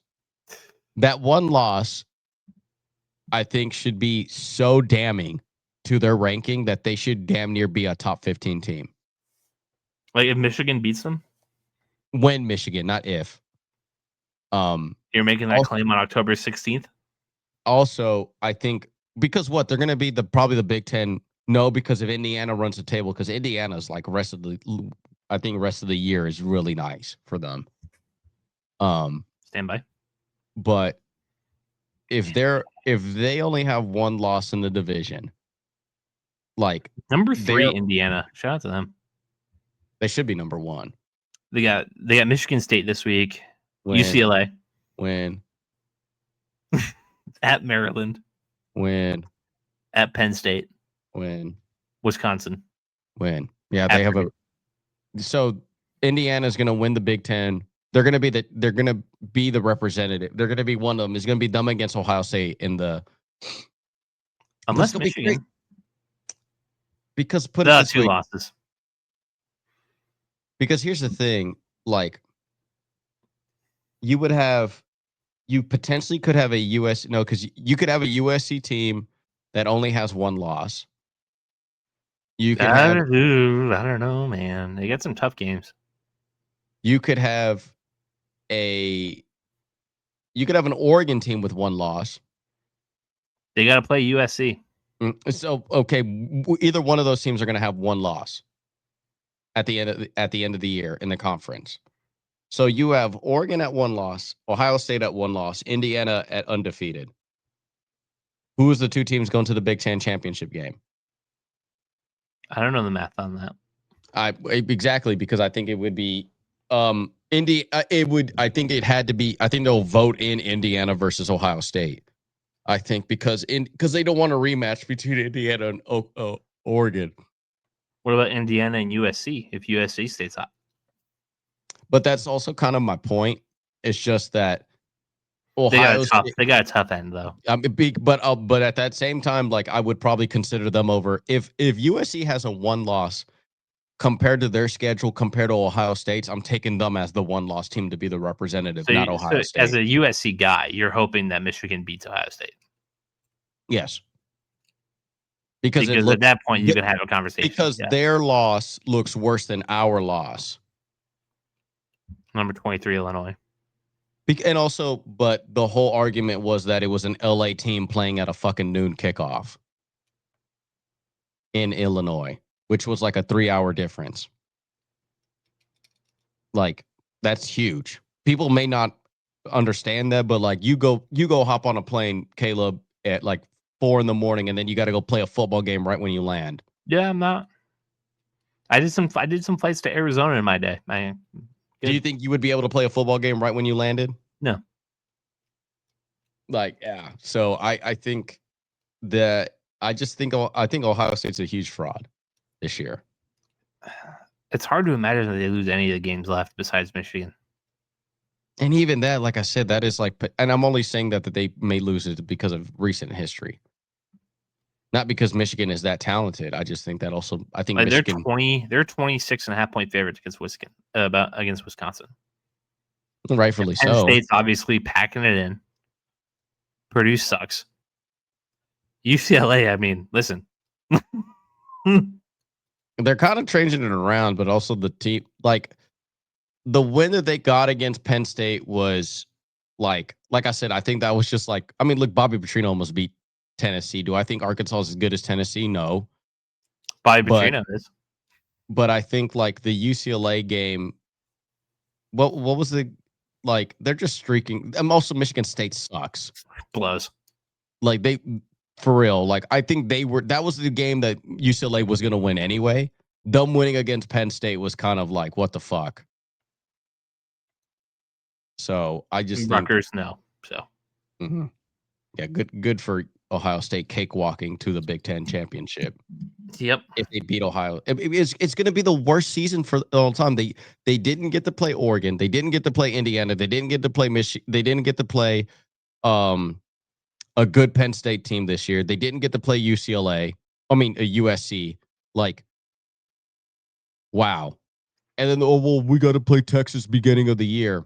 Oh, fuck out of here. Look what Texas really is. Texas really is a number 21 ranked. They have no business being ranked. No business. It's unreal. Yeah. Because then Florida should be a top 10 team. If we're going by this logic. Like, I whatever. I don't like the rankings. Anyways, I have USC beating Notre Dame. Let's go. I don't think, Right. but also it's, I wouldn't be surprised if we lost, but it's also an out of conference game, so that won't hurt us too bad. It's a win-win for USC. It's a team that's ranked higher above them, and we're playing away, and it's also an out of conference game. Dude, thinking about the Pac-12 in the NIL day, like, do you like if the NIL was around at like the peak of the Pac-12? Oh, USC would be running tables, bro. Dude, it'd be so fun. That'd be like such a fun conference. I mean, I tell people this all the time. Like, I do kind of hate the NIL. I would rather everybody cheat back in the day how they were, because I did like the fact that, yes, it was unfair that teams that had better boosters, better culture, and better like selling points to kids got the advantage, because the kids just want what's best for them. They want to go to the NFL as fast as they can. Guess what school is the best at doing that? The school that has the most Hall of Famers of all time. The school that has up there with, I think, tied with the most Heisman winners of all time. The team that has like the most first round draft picks of all time. Why wouldn't you go to USC? I mean, like, I'm a USC fan because of like all those stats. I was a huge Brian Cushing fan as well too. But like, dude, USC is the pathway to the NFL. It really is. It is NFL U. We're not wide receiver U. We're not tight end U. We're not Like, it is NFLU. You go to USC to not be not to be a good college player. You go there to be an NFL player. And I will take their alumni base over any school in the nation. Any. Like, college football wise, bro, like, you can meme on Matt Leinart all you want as him as an NFL prospect. In college football, that dude was unstoppable. Reggie Bush, bro, tell me a running back that was going to be better than him. That was literally Christian McCaffrey before Christian McCaffrey. The dude was averaging 9.8 yards a carry in college. That's sick. I mean, wide receiver, you may beat us at. Like, USC doesn't really. They've had, I mean, Lynn Swann, technically, if you want to do old head talk, is a really good Hall of Famer for the Pittsburgh Steelers. But, like, dude, our offensive line is sick. Like, defensive line, defensive players. I mean, dude, we had. My favorite time at USC was probably when Mark Sanchez was quarterback and we beat the brakes out of Penn State on the Rose Bowl. Mark Sanchez, real popular guy these days. I heard, especially after drinking. But that was probably that USC team, I think, could have beat the Florida team in the national championship. You had, dude, their linebacker core was Brian Cushing, Clay Matthews, and Ray Maluga. You imagine playing against grown ass men like that? And then also my favorite player at USC of all time, Taylor Mays. Taylor Mays was that dude sent people into concussion protocol. That is the one dude I would put Cam Scatterboo against, and Cam Scatterboo would die against. That dude was 6'2". He wouldn't know that he died, but 6'2", 240 pounds, and he ran a 4.2. That he was like he was LaRon Landry, bro, back in the day, if you remember that. Yeah. Like, but anyways, I like off my USC rant. Like, I think they have a good chance this year. I think if you beat Notre Dame, and like USC will have a good resume. They're set up to have a good resume. They should have a playoff berth if they went out. Mm-hmm. And Lincoln Riley will kind of save his little bit of a career. He's kind of, I mean, last year was not a really good year for him. Not. But I think if USC can be back in the dominance, I just really think they need to leave the Big Ten though. Because those schedules and those flights, the Big Ten noon kickoff, dude, that's not going to do USC any favors. They go back to the Big 12. We're all like, oh fuck. Yeah, but I do think they just need to remake the Pac-12. I do. I would agree. But all right, a little over 2 hours. Kept you a half hour longer than we wanted, but I think we had some fun along the way. Oh yeah. Thank you all for watching. Make sure you hit that like, subscribe button. Make sure you comment on all the videos, all the posts. We really appreciate it. We appreciate your interaction. We appreciate your thoughts. Keep bringing them, and if you haven't, start bringing them. And we'll see you all next week. Sorry for the delay. We'll be back to normal next week. So look forward to that. And yeah, signing off. Adios.